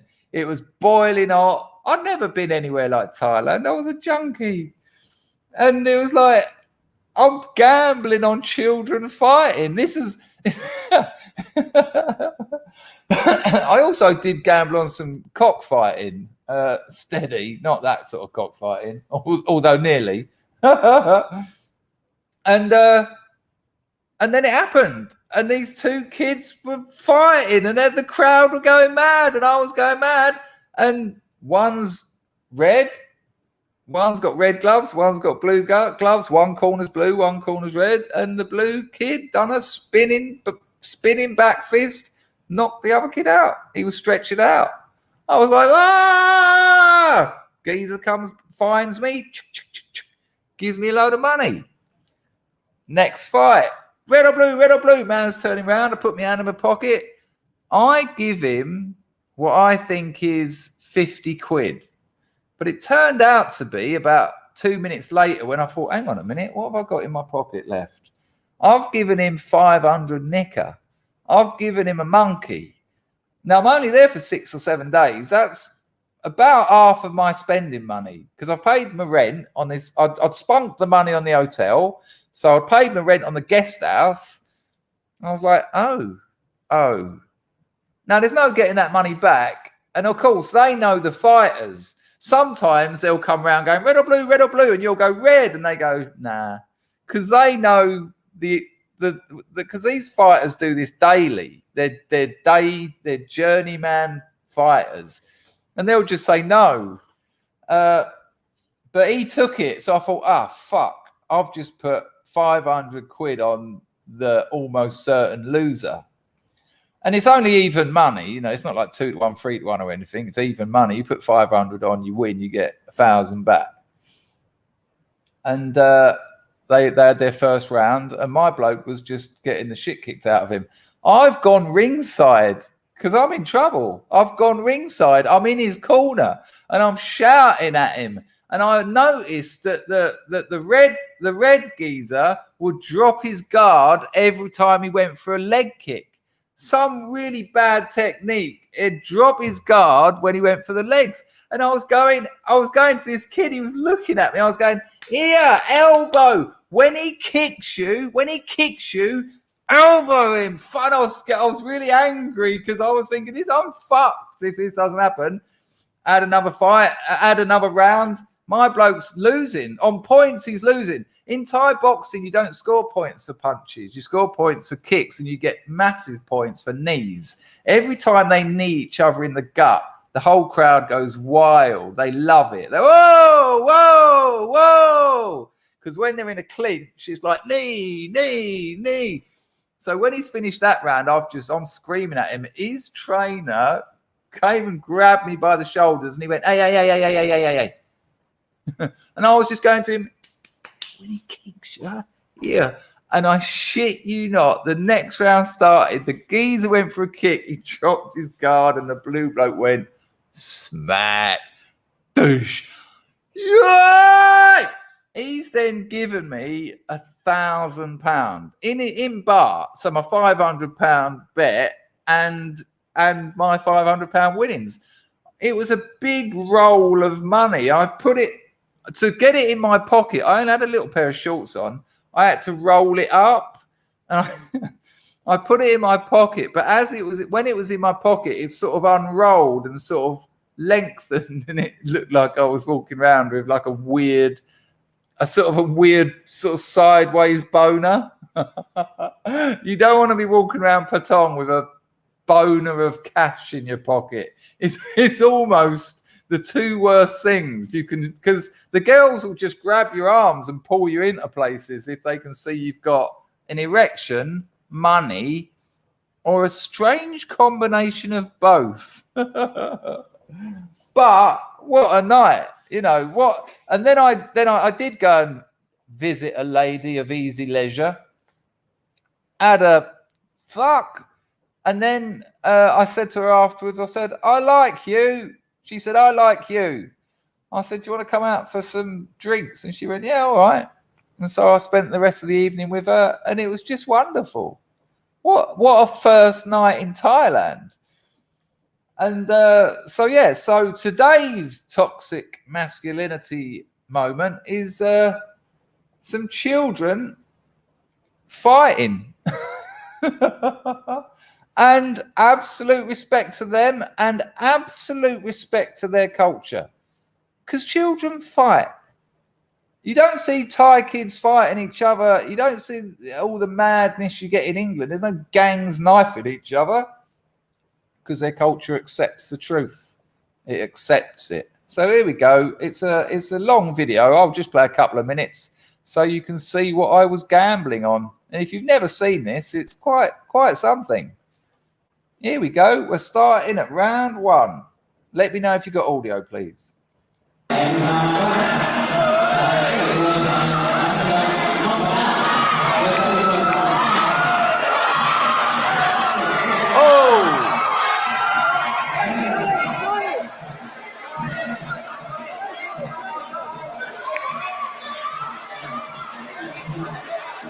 Thank you.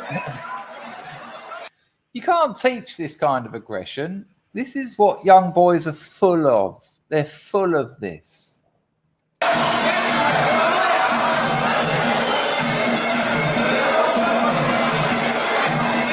You can teach the moves, you can teach how to fight, but you can't teach that aggression. It's just what young boys are full of.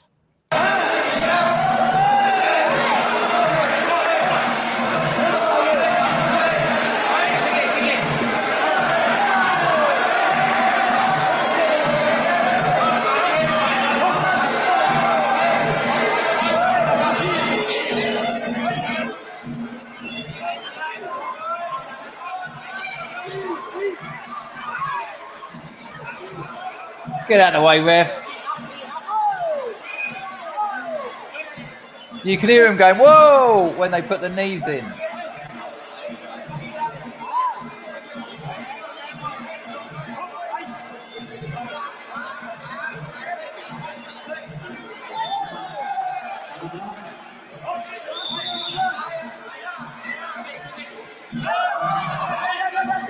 Oh, he called him out there. Go on, son.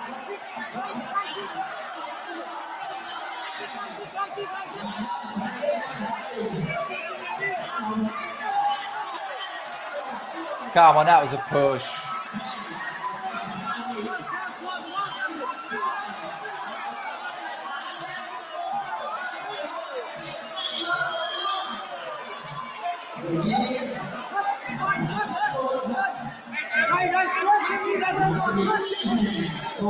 And there you go. That was today's Dangerfield Channel, Toxic Masculinity. Fascinating, isn't it? Absolutely fascinating. I used to go and watch it every night. When I got back from that first 6 days holiday, I was hanging around with the A-gay, Ivan Masso, and I was just saying to him, mate, I had the best time of my life out there. I fell in love with Patong. And he said, listen, book another holiday because you'll forget. You'll forget how much you loved it. Book another holiday. And I did. That night, I booked 8 weeks for the following Christmas. I went out there, I think, like first week of December, and I came home last week of January or something. And I had 8 glorious weeks out there. I relapsed on methamphetamine and bought a Glock and got a suit made out of white linen and fedora. It weren't all good, but it was quite the time. Now I know a lot of people don't appreciate the sartorial aspect of this channel when I bang on about shoes and suits. But whoa, don't go anywhere, because when I can combine that with bullets, actual shell casings, then I feel as if we've met in the middle somewhat. Now, it's a 4-minute video. I'll skip through some of it. But this is the same channel. We watched some of this geezer the other day, actually. It's not the EMF, the cutting. Remember that fine metal, very low tolerance stuff? Imagine making a pair of cufflinks out of some spent bullet casings. Is that a full metal jacket you're wearing? No, sir. Just my cufflinks. You can use that. If you get the cufflinks, I guess you can use it. Here we go.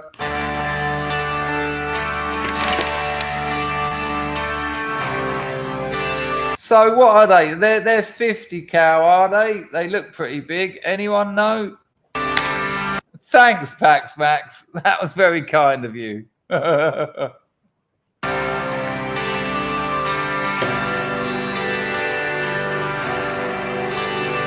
Got an horrible feeling this song might be copywritten.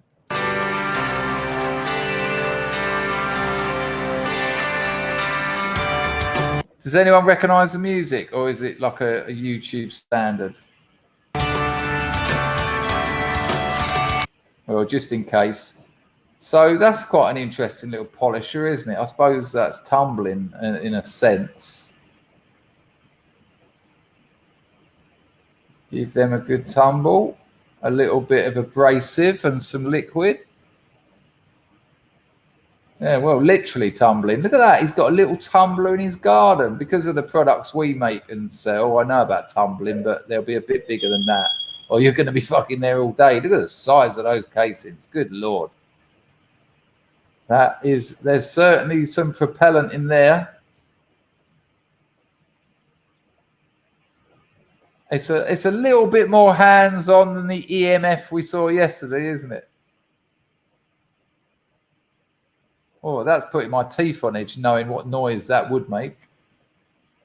You can see where he's going with this. Now, I'll tell you something interesting, actually. Most of your pin cylinder door keys, so that's your standard Yale or Era door key, most of those you'll find are made out of spent bullet casings from the American Army, American military, sorry.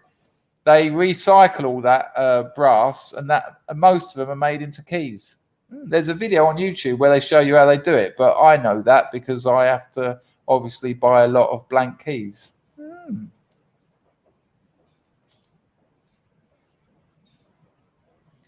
Bit of lathe action.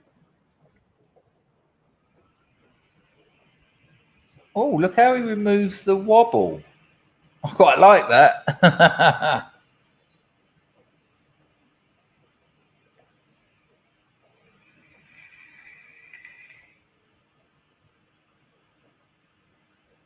Such a pleasure to watch that. I could watch that all day long. I've just realised something else that's quite strange that probably won't interest you much, but the bloke I buy a lot of my blanks off, and the bloke who told me they're made out of spent bullet cases, his Christian name is actually Barrett. I might have to send him this video actually and say, "Here, have you ever thought about making your own cufflinks?" You got to do better than that, son. There you go. I've got a pair of those exactly like that. I won't be doing that with them, though. They're solid silver. I've also got the ones Mrs. Me in it bought me right here in front of me that I've been sporting recently. If you don't know what epoxy is a two-part adhesive. So you have the actual glue and you have a hardener. So you mix it together. And as he said, it's super strong. And there you go. He's just popped that top of the bullet casing onto a basic circular cufflink. I imagine he'll probably tidy that adhesive up, but you won't see that anyway, so it won't be too much dramas. But a Dremel or something would clean that up. Little clean, little polish of the front tip. Now, come on, let's be honest. I mean, all of my suits require cufflinks. I don't have button cuffs. Oh, I see what he's doing. He's going to fill that in and then clean it so that the lettering comes up in black. Gin will work if you haven't got it. If you haven't got any rubbing alcohol, there you go. And he's filled in that. Look at those. I might have to fucking write to him and see if he wants to sell me a pair. I would, without a doubt, wear those. Nice, huh? Oh, hang on a minute. Yeah, he's showing you them on. That's quite nice, actually. Look at that. Quite a nice cufflink. I might have to write to that fella and see if he'll sell me a pair. Right, so this is interesting. So you know that James O'Keefe from Project Veritas, the FBI raided his house and nicked his computer and his phones. What, for handing in a diary that he was handed a diary that is said to have belonged to Joe Biden's daughter, right? He was given it, And because he couldn't authenticate it, he handed it into the police. He said, look, I've been given this. I can't authenticate it. Apparently, it belongs to Biden's daughter.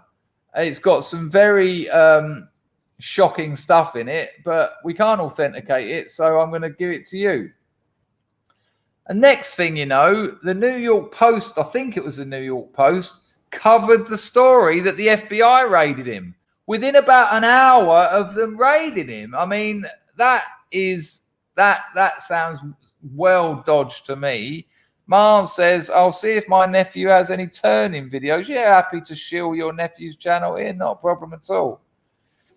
Thanks for the donation, mate. Hello, Colonel. Been a while. Nice to see you. He's made fridge magnets from shell casings. Amazing.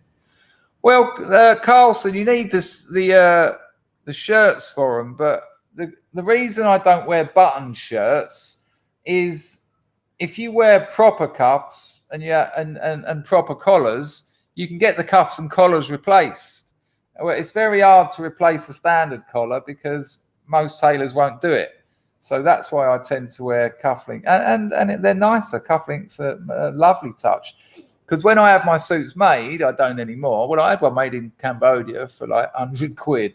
I have my shirt poking out the cuff. I like that white sticking out, and so you'll see the cufflinks. So that's why I wear them. Where are we going? Let me just check the entropy. The grift has dried up awfully, but we're all right. We'll continue. We're just at the 2-hour mark. It was the New York Times, was it? Okay, thank you for clearing that up. But incredibly, I mean, you wouldn't imagine it, but incredibly, according to the Gateway Pundit, a federal judge has ordered the Department of Justice to tell the old Bill, no, as the federal judge has ordered the Department of Justice to leave O'Keefe's phone alone. No, you can't bust someone who's done nothing wrong. You can't. And look, they're only looking to discredit Project Veritas because they're like the last great journalists. There's no journalists left. You've got the Gateway Pundit, you've got Project Veritas, and independent YouTubers, Sticks and Salty Cracker. I mean, who else is telling the news from a realistic point of view?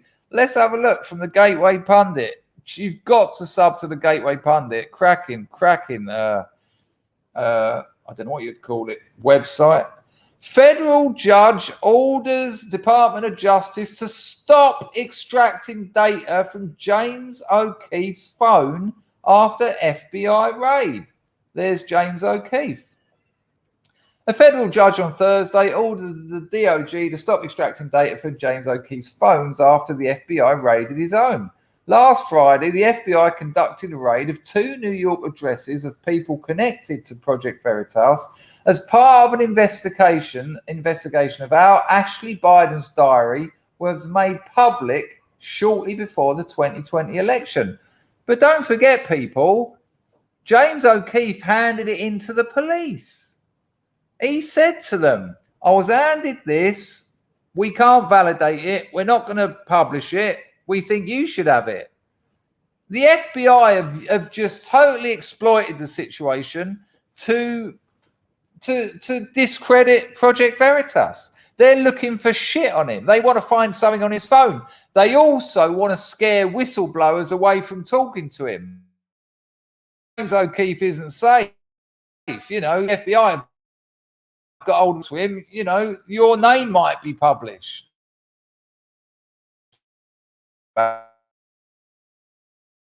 It's bullshit. Literally handed it into the gathers. Here's this. There's no law for him to give his sources out. It's ridiculous. Absolutely shocking. In October 2020, Ashley Biden contacted the feds and reported several items were stolen in a burglary, including her diary. That is the most interesting point here, because it is her diary. So it is her diary. Because from what I've heard, Biden and Ashley were showering together when she was about 13. Seems a little bit icky to me. Now, another conservative site did publish it. Yeah, look. Project Veritas never published pages of Ashley Biden's diary. Another conservative site did, and that's where I got my information from. So they're just trying to A, discredit Project Veritas, B, scare people from talking to them. They had no right to go and take his stuff. They had nothing, no evidence. There was no reason. And thankfully, a federal judge has said, no, fuck it. Give him his phone back and stop extracting information. However, the damage is done. The damage is done. Are you going to talk to Project Veritas now, knowing that your information, if the FBI turn up on his doorstep again, knowing that you could be doxxed, knowing that the FBI might know that you're now some kind of pro-Trump, patriot, MAGA, lefty-hating reality freak? You know, it's awful. Absolutely shocking. Shocking stuff. People, I need a wee break. Talk amongst yourselves. Feel free to up the grift while I'm urinating. Gotta get some going.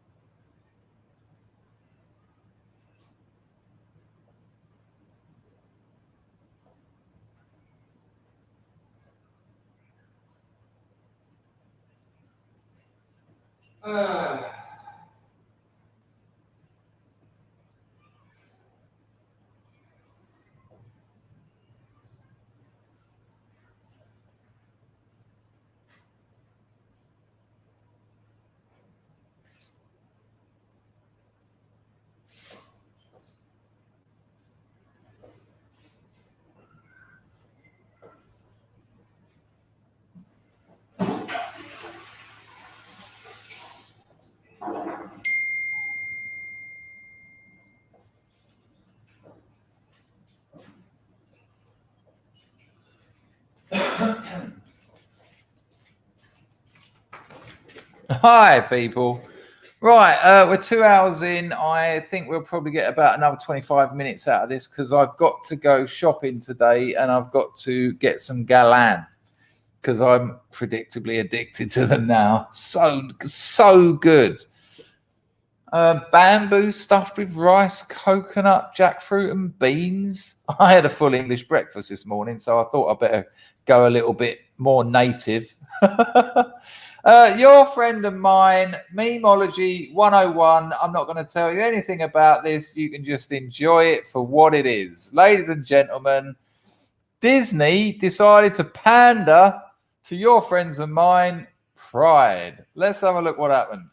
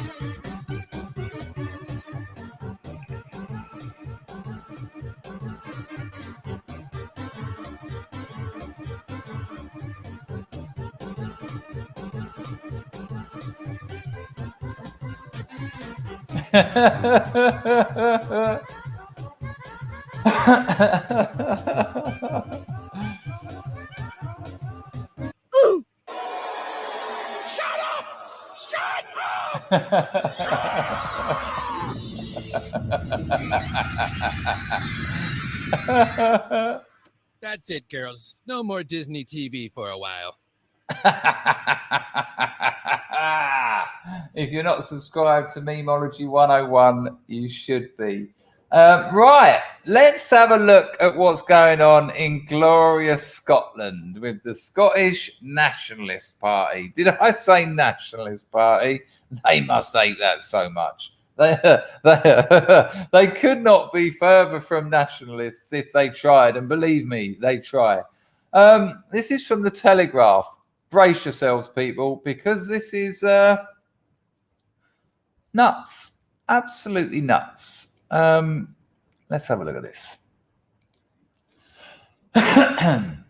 I'll let you just read that for yourselves while I have a quick vape. That's right. Tampons in men's lavatories in case they are needed by transgender civil servants. I mean, the first question, of course, is how many of them are there? How many of them are there? Are you really putting tampon dispensers and those bins things that you get in women's toilets in men's lavatories for what? No, people? Women's groups criticise decision to make sanitary products available in male bathrooms in Scottish government buildings. Nicola Sturgeon's government is making tampons and sanitary towels available in its male lavatories in case they are needed by transgender civil servants, the Telegraph can reveal. The Scottish government said it was providing sanitary bins and a varied selection of sanitary products in men's lavatories in those premises where gender-neutral facilities do not exist. In a submission to the LGBT rights group Stonewall, they've had their ups and downs over the years, officials said female hygiene products would be placed in men's lavatories. Can we just read that line again?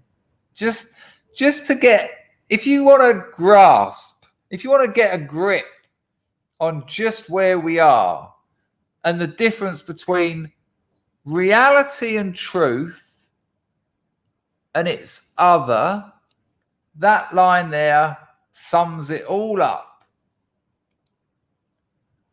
Female hygiene products would be placed in men's lavatories.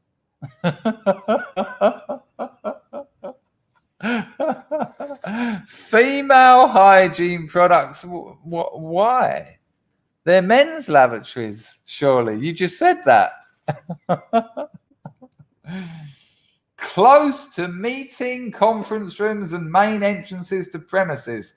The document also described how the Scottish government introduced a new policy in July that made clear that some transgender men and non-binary people who do not identify as male or female may also experience menopause. Transgender men. So this is someone who was once a lady, lovely lady, has transformed into a woman, right? And they may experience menopause.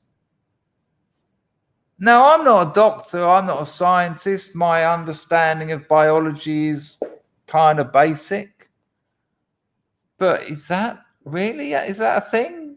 Do they go through the menopause? What an insult this is to women. Women are nothing anymore. Women are just treated as nothing. The amazing thing about all this is this all came out of feminism. Feminism started all this. And now, being a woman, being female, which was once a treasured thing in our culture, women have been elevated historically far higher than men. Men go to war for women. Men go to war to protect women. Women breed. Women create life. Women are they're the highest ranking member of any sane society. They should be adored. They should be worshipped. They should be loved. And yet, after decades of, century of feminism, they're now just a bloke with his cock cut off and jabbed up some hormones. That's what a woman is now. A woman now is just a bloke saying, I'm a woman. That's what a woman is. And this orgy, for lack of a better word, this decadent orgy of time wasting and self-indulgence has characterized the end of many an empire. No shit. There is historical evidence, as along with celebrity chefs. Oh, no shit. Alongside celebrity chefs, transgenderism as featured at the end of many an empire, because it's that decadent phase where you've got everything you need. So what do? You get bored, and when you get so bored, and when you've lost the ability to improve yourself, you do things like chop your cock off. And then the rest of society tells you that's a woman. You don't even have to chop your cock off. There are women with penises, I've been told. Now look, Susan, before you get shitty with me, I'm not questioning this. I'm just explaining how it is. There's a geezer that is a woman 1 day a week. 1 day a week he's a woman. He said it. What an insult. What a terrible insult to females and femininity.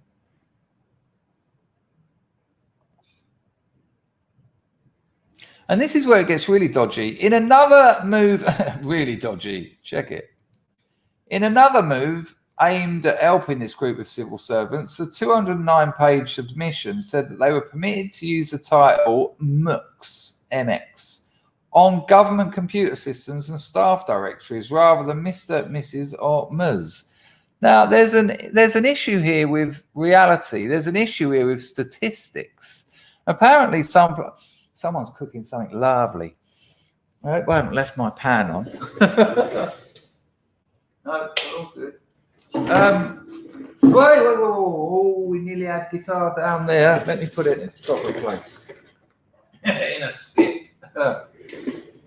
There's some places apparently now where you don't have to put your gender on your passport. Now, in about 100 years, when statisticians are looking back at things like diseases, which is kind of topical, and the way diseases affect men and women in different ways, the way domestic violence might affect men and women in different ways, the ways important social issues might affect men and women in different ways. When you start looking at the numbers, and there'll be these crazy swings, you'll be like, hang on a minute, how did it go from 40% women in 2011 to 80% women in 2021? And then you'll be like, and then someone in that room will sort of under their breath go, because half of them are geezers. You'll be like, what? You go, well, half of them are geezers. And it's just, you know, you're going to screw up some very necessary medical, statistical, scientific abilities to look at numbers. And again, much like that fellow I had on, not as a guest, but a video, it was talking about, what was it? He was talking about they never even looked at the damage that I've got to be careful, the management of the coof might do, the chances of it causing more problems and deaths than the coof itself. They never even looked at that. And that bloke said that's the first step in these things usually. I mean, it obviously would be. Say you've got an illness. Say you get an illness. Let's call that illness splink. You've got the splink, right? And then this doctor finds a way of killing the splink virus in your body. Now, the way it works will also cause your brain to drip out of your ears. So before you use splink, you'd say, well, hang on a minute. Can we just test whether the treatment is going to cause more damage than the problem? It's just basic. And they never done that. They never done that with the Cooth. And it's exactly the same with all this. No one has even thought of what this is going to do to the biological statistics moving forward, which informs the development of a fair amount of medical discoveries. It's just like, just fuck reality. It's not needed. It's certainly not needed by utopianists. By definition, utopia means no place. There's no reality. It doesn't exist. They don't care about it. They just want to destroy. They want to destroy the family, and this is how you do that. Feminism destroyed the family anyway. I've said this so many times, but I am all about forgiveness. But as a movement, I will never forgive feminism for encouraging mothers to go to work, like a matter of months after they've had children. You've just had a child. You carried it for 9 months. Your next job is to fucking raise it.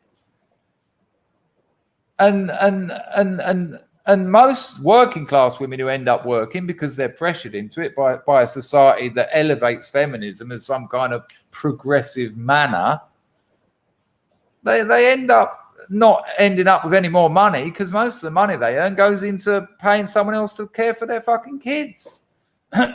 And those young kids are like, when their mum comes home going, I'm fucking knackered, I hate work, I hate that, my boss. And the little kid's like, if you hate it so much, why do you do it rather than spend time with me? And that the kid will see that, and it will damage that child. I despise those bastards. I absolutely despise them.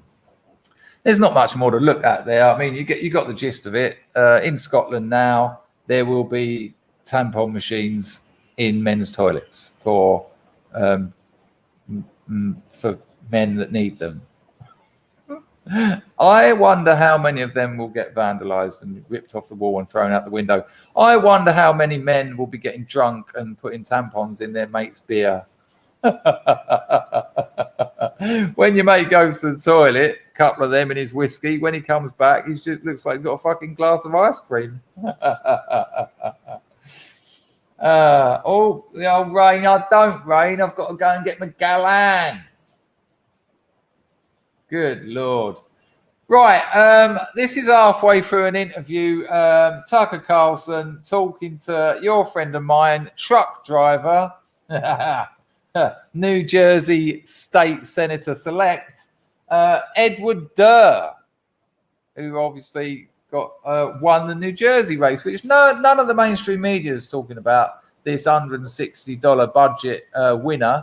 Right about halfway into this interview, Tucker Carlson says to King Edward, he says to him, have you spoken to the fella you beat yet?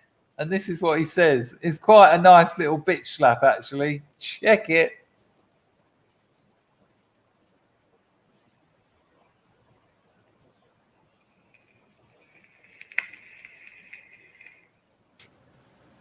What, have you talked to Sweeney since you dethroned him? I mean, how baffled is he?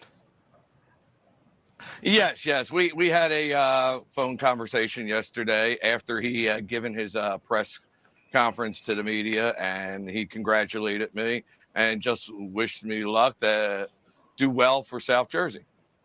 So he was a gentleman about it? Yeah. He was a gentleman. Good for him. And we you know, and like I told him, I said, you know, if he ever needed anything, just give me a call, you know, because I'm his representative now. That's so great. Mr. Durr, congratulations.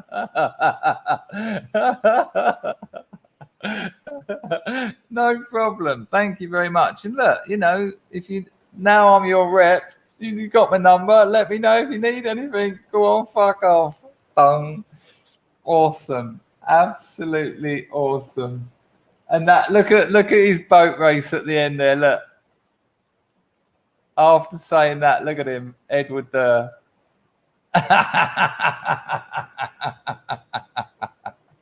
It's brilliant. It's brilliant. What a bastard. Right, Rags, I'm going to have a look now. What you got for me?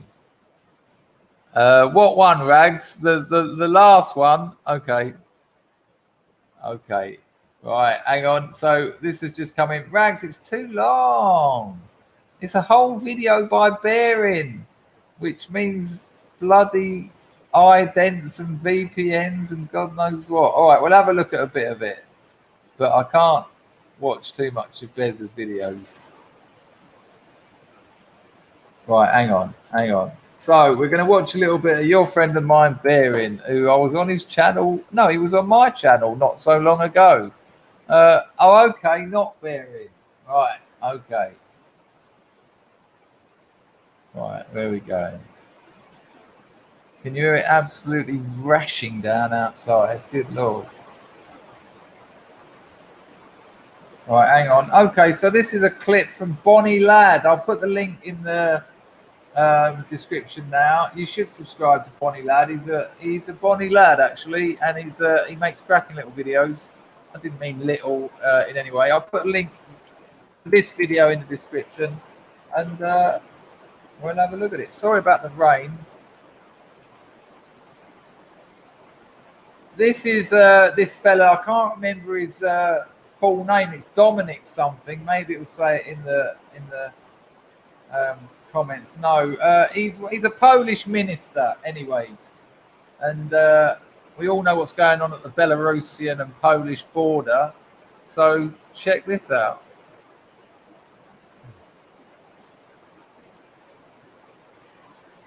I've got a message for all illegals. If you don't want to be pushed back, if you don't want to be arrested, if you don't want to be shot, don't come to our borders. Do not come to the Polish border. Then you're safe. It's not us. It's not our police who came up to beat you up, to push you, or to arrest you. It's you who tried to break the law on our land.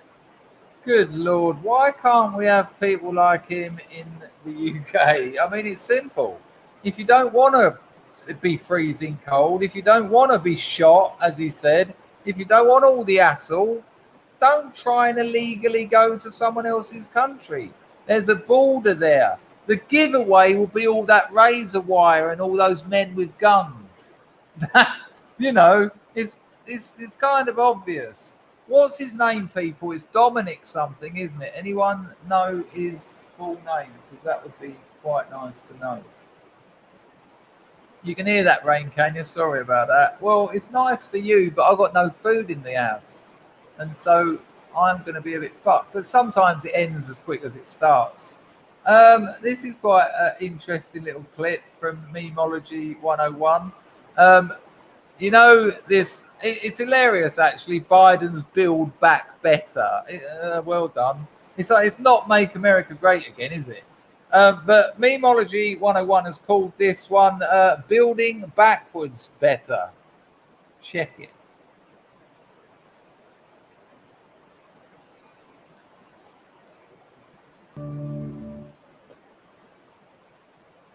The reason I'm bothering to do this is I keep hearing on the press Biden's going to raise your taxes. Anybody making less than $400,000 a year will not pay a single penny in taxes. Right, before we get into this, can you, anyone earning less than $400,000 a year under Biden won't be paying any taxes? What a lie. Anyone knows that's a lie. Anyone knows that's a lie.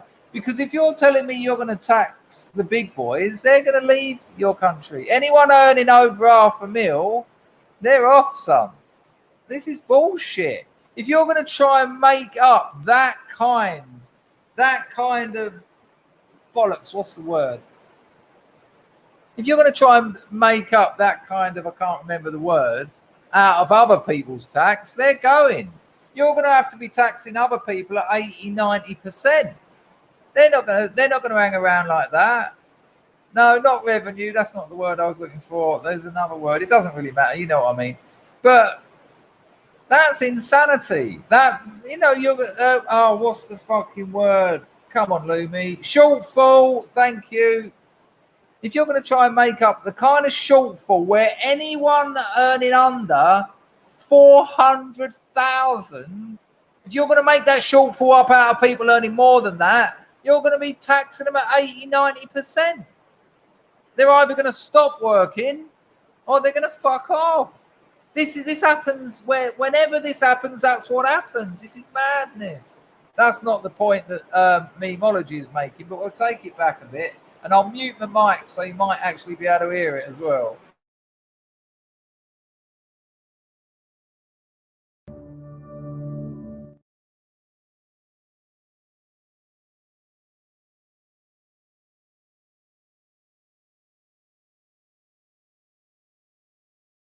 The reason I'm bothering to do this is I keep hearing on the press Biden's going to raise your taxes.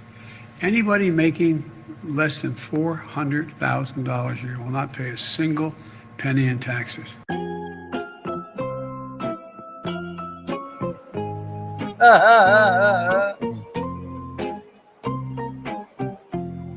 Bruh. This is their bill. 2,500 pages. I mean, look how ridiculous this is. 2,500 pages. That's the Build Back Better bill. No one's read that. No one has read that.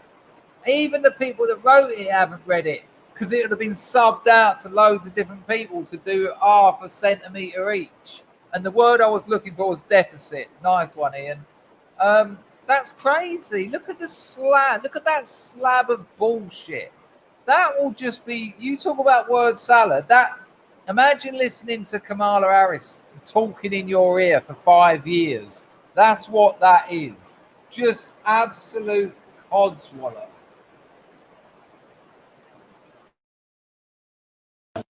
This is their bill. 2,500 pages. If you take a look at $3.5 trillion price tag and you do the math, that's $1,400,000,000 for every page. 1,400,000,000 every page. Look at it. 1,400,000,000 every page. And don't forget, if you're earning less than nearly $500,000, oh, you won't be paying taxes. Where's this money coming from? This is textbook communism. Everyone's going to get loads of free stuff and no one's going to have to pay for it. And I'll tell you now, I'll give you what? Soviet Union, Mao's China, Pol Pot's Cambodia. All three of them done this. It's going to be no one's going to have to pay. And what happens? Piles and piles and mountains of bodies. This is America. America's being run by communists. And they're reading and working from the Communist Playbook 101. Absolutely absurd. Listen to that number again, per page. $3.5 trillion price tag. And you do the math, that's $1,400,000,000 for every page of this bill. And they want to pass it this week. How many Democrats do you think have read this? Think Nancy Pelosi's read it? Think Chuck Schumer's read it? Do you think Joe Biden, who is desperately begging Democrats to pass it, do you think he's read it? Do you think he knows what's in it? Ain't nobody got time for that. Ain't nobody got time for that. Ain't nobody got time. Ain't nobody got time. Ain't nobody got time for that.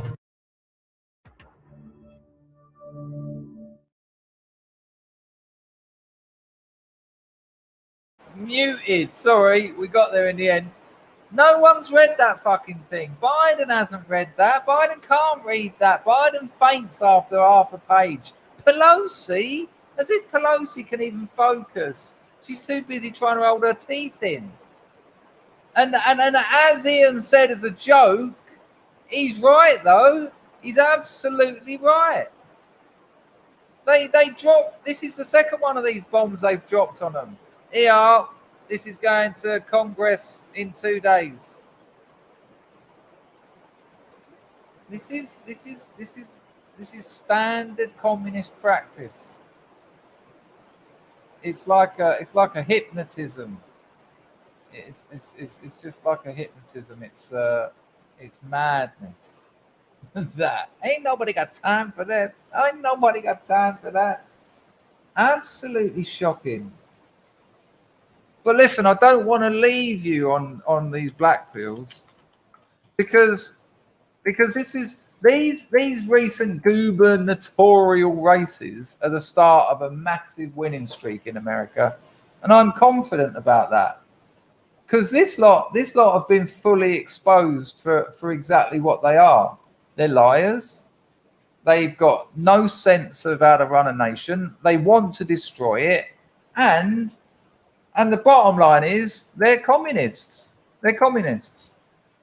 Call them what they are. Make sure you get those memes out there. Sorry, people, I'm trying to do two things at once, and it's not my strong point. I mean, doing one thing at once is hard enough. We will now see, between now and the midterms, a winning streak. Rittenhouse tomorrow will be the start of it. Then there'll be riots, but they've already got the riot police in place. They're not going to put up with this. And the midterms are going to be an absolute bloodbath, And I will be streaming the whole thing. Not the whole thing, because the first 6 hours will be dull as fuck. But once the results start coming in, bosh, get on this stream. I'd like to thank everyone who donated. I'd like to thank Moslab and Rags for looking after the place. You've still got a few minutes to help out with the grift. It's been pretty shit today. Nice one for those of you who did donate. Thank you to everyone who's engaging in the chat. You lot have been on fire, actually. I mean, I can't actually keep up with it these days because everyone's so busy, and that's how it should be. Enjoy the rest of your Sunday. I'll be streaming later, 4 o'clock, R4, something like that. Join me then, and we'll have another good time. I might do something different later. I might get a guest on. Maybe I'll do a call-in show where we'll get some people to jump on and have a chat. It's absolutely hoosing down. If you're not subscribed to my Substack and you like reading stories, link in the description. Never monetized. Good Lord. I do love a monsoon, though. We'll have some lightning in a minute. Beautiful. I will see you later about R4. Ta-da! Boom. Kaboom.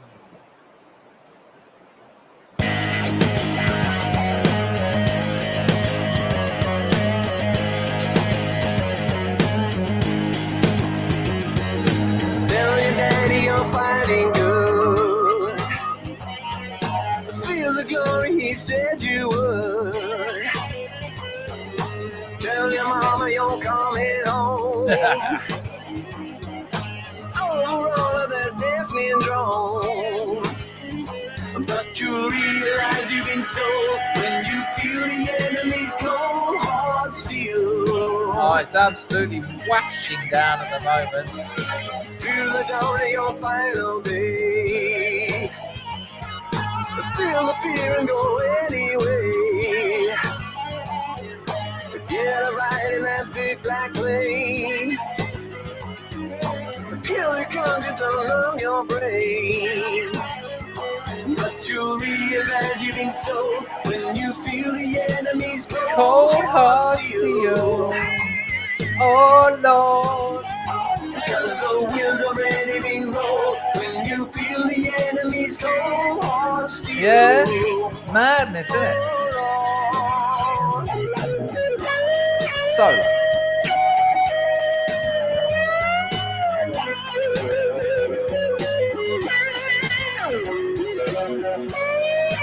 I think a lot of people never forgave me, Wolfie. Fair enough, though. They get to, it's their choice. Do whatever they tell you to. Tell yourself it ain't really you. Oh, whoa. Has begun. You'll be murdered. Thank you, Mr. Bastard, for the 10-bit in entropy. Metal Storm, 1 million rounds a minute. We'll have a look at that in a minute, Alan. We done Pax Max. Apparently, someone said, did you catch Jambo's £3 in entropy? I did not. Let me see if I refresh it. We'll have a look. Thank you, Alan, for that donation. We'll have a look at that after the music. Cold hard steel. Oh, I've got Jambo now. Nice one.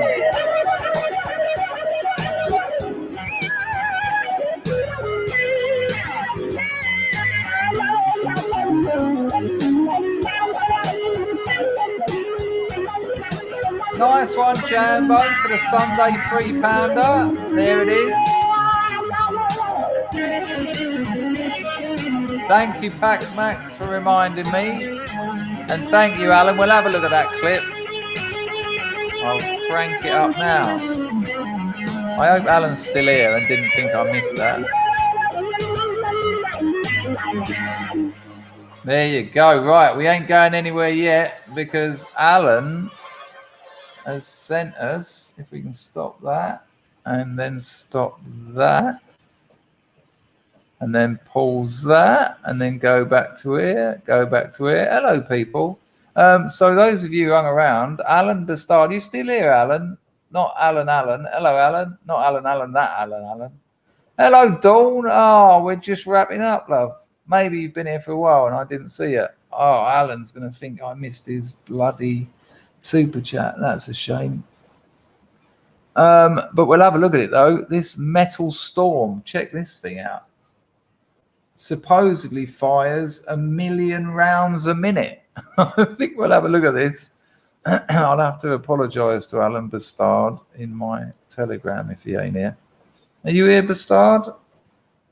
So I haven't seen this, but 1 million rounds a minute seems like it needs looking at. Metal Fucking storm. hell. This gun supposedly fired 1 million rounds a minute. Look at this fucker.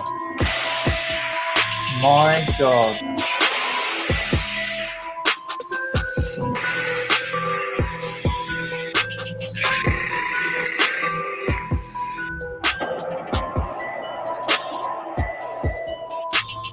I'm trying to think where you'd put the ammo.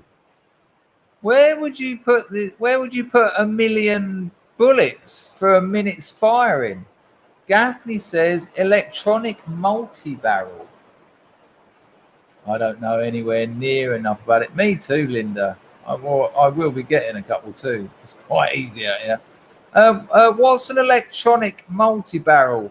No, Eldritch, I understand that it's a belt, but 1 million bullets, that's going to take up a fuck. You're going to Rittenhouse 2030. You're going to need to have like a lorry. 1 million bullets is quite the space.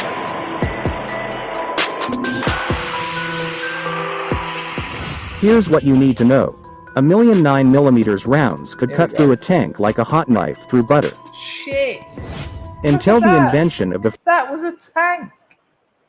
first repeating rifles in the middle of the 19th century, the average soldier could typically fire about 3 rounds per minute.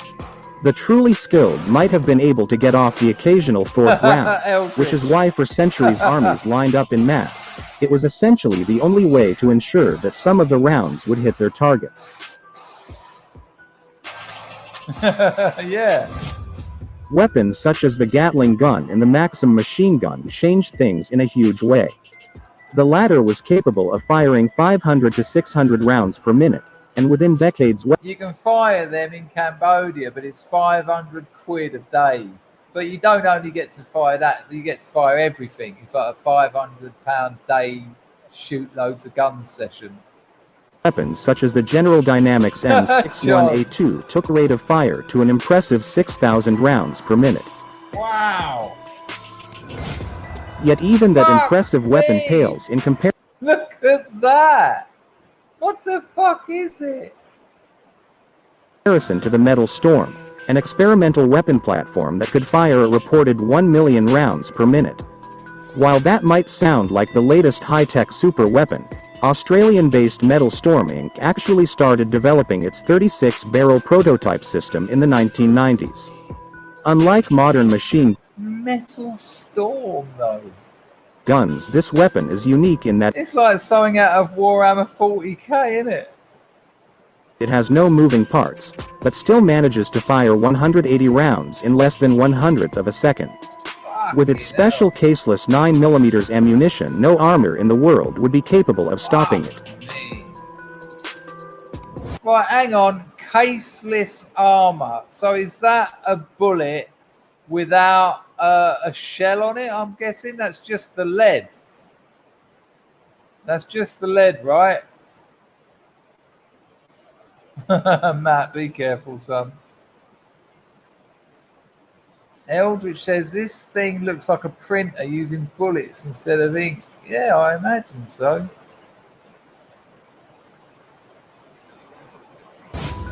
The US Navy was apparently impressed in They'll probably talk about the phalanx now, won't they?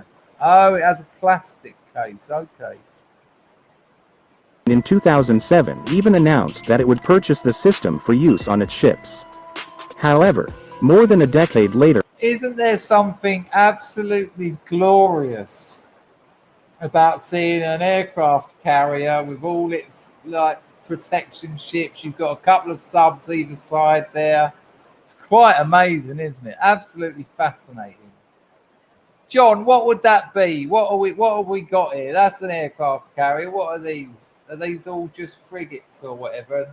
I'm guessing this is a sub here and some kind of sub there. There's something just so satisfying about that. Fucking hell, man. nothing has come to pass. But as Business Insider reported, this was both a result of legal issues with the contracts and its applications. Wow. Having a weapon that can fire 1.62 million rounds in a minute, all traveling at speeds approaching Mach 5, may sound like the sort of weapon that every military would want, but how and where it could be used. Okay, so you've got a destroyer each side of the aircraft carrier and frigate. And what defines a frigate, John? I can guess what a destroyer is. That's the one with all the big weaponry on it. What is a frigate? What is the function of a frigate in that situation? Just waiting to see what John says about that because I'm interested. Let's go back to that shot actually.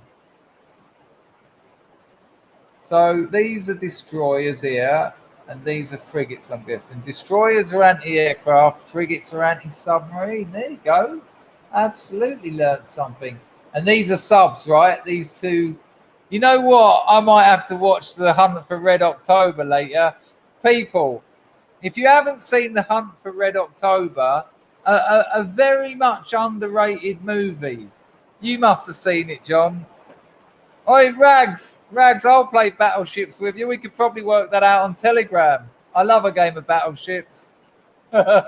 Used to play it in rehab. That's incredible. Oh, I'm gutted Alan missed this. I'll have to apologise to him. I've missed a couple of his donations over the years. Oh, fuck.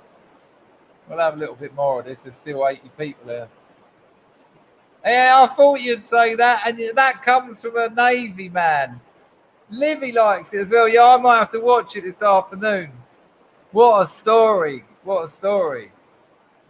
Anyway, let's check out a bit more of this.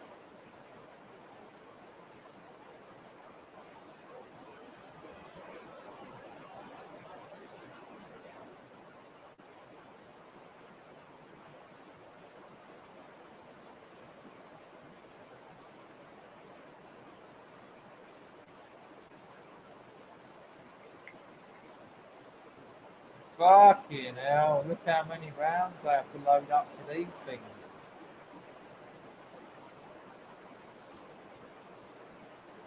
Good Lord. Look at the belt on that.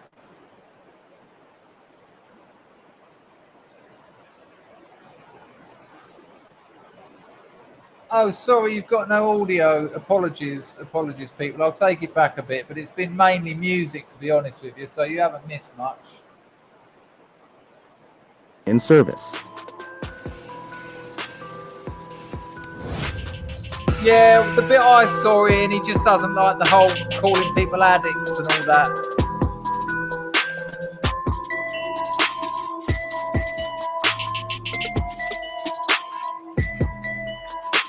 Jack Tish. The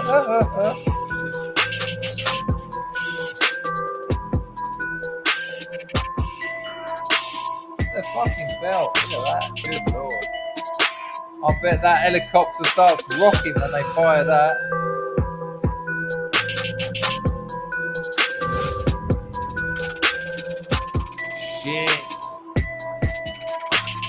Shit in hell.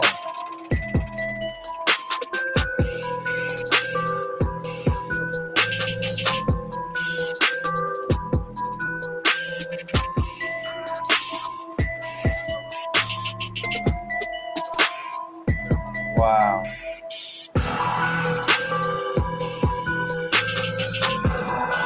I bet there's a fair amount of maintenance required for those things, especially with all that sand and all that wind.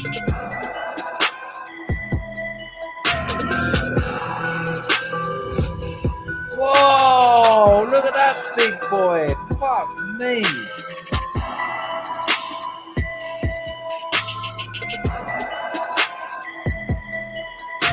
Wow, look at the belts for it.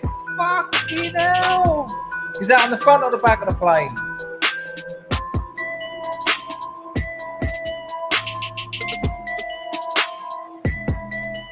Look, they need a fucking winch to put the fucking bullets in. Run! Run!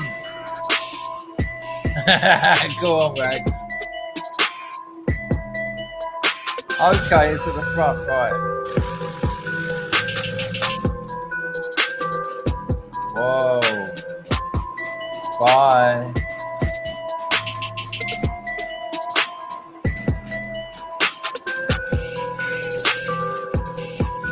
I bet those things get red hot.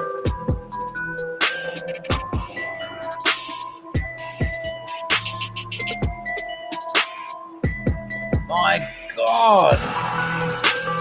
Size of those, are they anti-aircraft? What are they? Oh, are they those plastic casings you were talking about, Captain?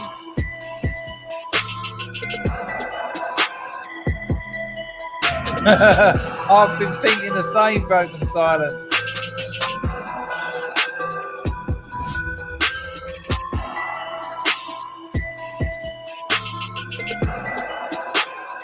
Jesus Christ.